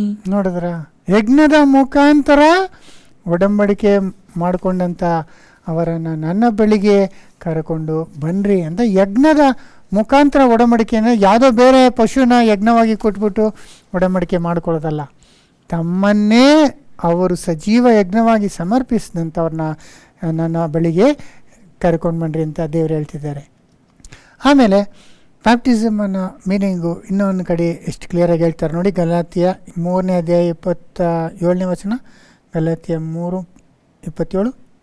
ಹೀಗೆಂದರೆ ಕ್ರಿಸ್ತನಲ್ಲಿ ಸೇರುವುದಕ್ಕೆ ದೀಕ್ಷಾಸ್ನಾನ ಮಾಡಿಸಿಕೊಂಡಿರುವ ನೀವೆಲ್ಲರೂ ಕ್ರಿಸ್ತನನ್ನು ಧರಿಸಿಕೊಂಡಿರಿ. ಏನ್ರಿ? ಕ್ರಿಸ್ತನಲ್ಲಿ ಸೇರುವುದಕ್ಕೆ ದೀಕ್ಷಾಸ್ನಾನ ಮಾಡಿಕೊಂಡ ನೀವೆಲ್ಲರೂ ಕ್ರಿಸ್ತನನ್ನು ಧರಿಸಿಕೊಂಡಿರಿ. ಏನಾಗ್ಬಿಡ್ತು? ಯೇಸುನೇ ನಾವೇನು ಮಾಡ್ದಂಗೆ ಧರಿಸಿಕೊಂಡಿರಿ. ಅಂದರೆ ಪುಟ್ ಆನ್ ಕ್ರೈಸ್ಟ್ ಅಂತಾರೆ. ಅಂದರೆ ಯೇಸು ನಮ್ಮಲ್ಲಿ ಜೀವಿಸ್ತಿದ್ದಾರೆ, ನಾನು ಯೇಸು ಹಾಗೆ ನಾವು ಜೀವಿಸಬೇಕು ಅನ್ನೋ ಒಂದು ಅರ್ಥ ಬರ್ತದೆ. ಹಾಗಿರೋಂಥವರು ಯಾವ ರೀತಿ ಬದುಕಬೇಕು ಅನ್ನೋದು 2:20 ನಾವು ನೋಡ್ಬೋದು. ಗಲಾತ್ಯ. ಕ್ರಿಸ್ತನೊಂದಿಗೆ ಶಿಲುಬೆಗೆ ಹಾಕಿಸಿಕೊಂಡವನಾಗಿದ್ದೇನೆ. ಇನ್ನು ಜೀವಿಸುವವನು ನಾನಲ್ಲ, ಕ್ರಿಸ್ತನು ನನ್ನಲ್ಲಿ ಜೀವಿಸುತ್ತಾನೆ.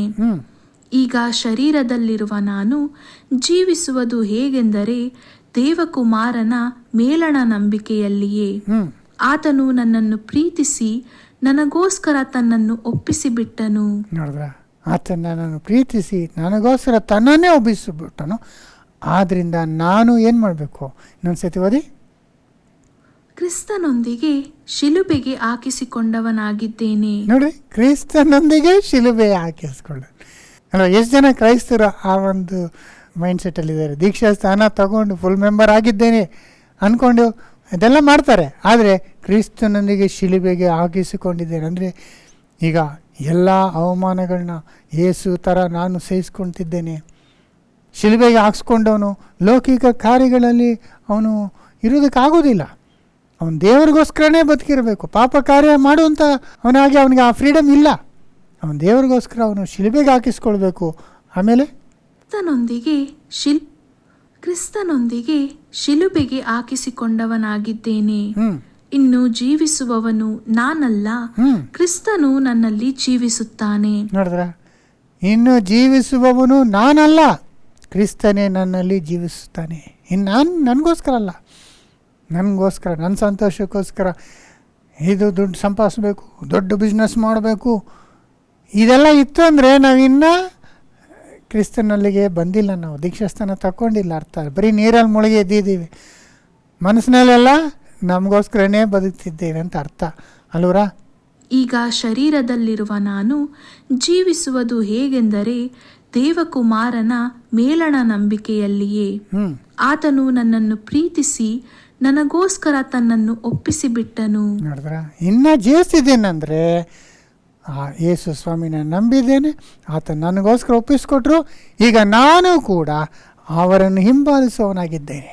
ಆತನು ಹೆಂಗೆ ದೀಕ್ಷಾಸ್ನಾನ ತಗೊಂಡು ಸಂಪೂರ್ಣವಾಗಿ ದೇವರಿಗೋಸ್ಕರ ಜೀವಿಸಿ ಶಿಲುಬೆಯಲ್ಲಿ ಸಾಯುವ ತನಕ ಆತನು ಅದರಲ್ಲಿ ನಡ್ಕೊಂಡು, ಅದೇ ಥರ ದೀಕ್ಷಾಸ್ನಾನ ಅನ್ನೋದು ಆ ಕಾರ್ಯವನ್ನು ಮಾಡೋದಕ್ಕೆ ಒಂದು ಪ್ರಾರಂಭ. ಆಗಿಂದ ನಾನೇನು ಮಾಡಬೇಕು?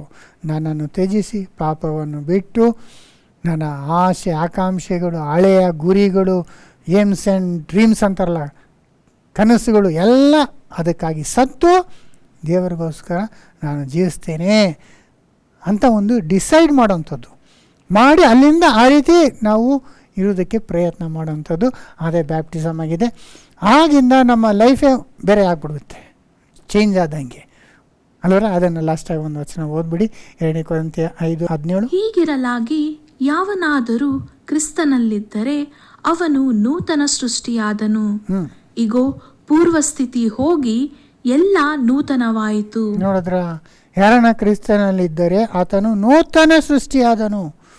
ಅಲ್ಲ, ಹೊಸ ಲೈಫ್, ನೂತನ ಒಂದು ಹೊಸ ಸೃಷ್ಟಿಯಾಗ್ಬಿಟ್ಟು ಅವನು ಇನ್ನು ಹ್ಯೂಮನ್ ಬೀಯಿಂಗ್ ಅಂತ ಹೇಳೋಕ್ಕಾಗಲ್ಲ. ಅವನು ಈ ಶರೀರದಲ್ಲಿದ್ದಾನೆ, ಆದರೆ ಅವನ ಮನೋಭಾವ ಎಲ್ಲ ಆತ್ಮೀಕವಾಗೋಯ್ತು. ಅಂದರೆ ಹಳೇದೆಲ್ಲ ಹೋಯ್ತು, ಎಲ್ಲ ಹೊಸದಾಯ್ತು. ಅಂದರೆ ಹಳೇದಂದ್ರೇನು? ಹಳೆ ಆಸೆಗಳು ಅಲ್ವರ, ಹಳೆ ಹ್ಯಾಬಿಟ್ಸು, ಹಳೆ ಗುರಿಗಳು, ಲೈಫಲ್ಲಿ ಅದು ಮಾಡ್ಬೇಕು ಇದು ಮಾಡ್ಬೇಕು ಸ್ವಂತಕ್ಕಾಗಿ ಅಂದ್ಕೊಂಡಿದ್ದ ಆ ದುರಾಶೆಗಳೆಲ್ಲ ಹೋಯ್ತು, ಎಲ್ಲ ನೂತನವಾಯ್ತು. ಈಗ ಅವನಿಗೆ ಹೊಸ ಒಂದು ಆ್ಯಂಬಿಷನ್ನು ಲೈಫಲ್ಲಿ, ಒಂದು ಹೊಸ ಗುರಿ ಏನಂದರೆ ಯೇಸು ಸ್ವಾಮಿ ಥರ ನಾನು ಪರಿಶುದ್ಧನಾಗಿರಬೇಕು, ದೇವರಿಗೆ ಮೆಚ್ಚಿಕವಾಗಿರಬೇಕು, ನಾನು ನನ್ನ ಶರೀರವನ್ನು ಆತನಿಗೆ ಬಲಿಯಾಗಿ ಕೊಡಬೇಕು, ಸಜೀವ ಬಲಿಯಾಗಿ. ಅದೇ ಒಂದು ನೂತನ ಒಂದು ಉದ್ದೇಶ, ಒಂದು ನಿರೀಕ್ಷಣೆ ಒಂದು ಕ್ರೈಸ್ತನಿಗೆ ಆಗ್ಬಿಡ್ಬೇಕು. ಸೊ ಬ್ಯಾಪ್ಟಿಸಮ್ ಅನ್ನೋದರಲ್ಲಿ ಎಷ್ಟೆಲ್ಲ ಅರ್ಥ ಇದೆ ಅಂತ ನಾವು ನೋಡ್ಕೊಂಡು, ಇಷ್ಟು ಮಾತ್ರ ಅಲ್ಲ, ನೆಕ್ಸ್ಟ್ ಬ್ಯಾಪ್ಟಿಸಮ್ ಆದಾಗ ನೆಕ್ಸ್ಟ್ ಏನಾಗತ್ತೆ, ಮತ್ತು ಇನ್ನೂ ಅನೇಕ ವಿಷಯಗಳು ಬ್ಯಾಪ್ಟಿಸಮ್ಗೆ ಸಂಬಂಧಪಟ್ಟಂಥದ್ದು ನಾವು ನೆಕ್ಸ್ಟ್ ಕ್ಲಾಸಲ್ಲಿ ಮುಂದುವರ್ಸೋಣ. ಅಲ್ಲಿ ತನಕ ದೇವರು ನಿಮ್ಮನ್ನು ಆಶೀರ್ವದಿಸಲಿ.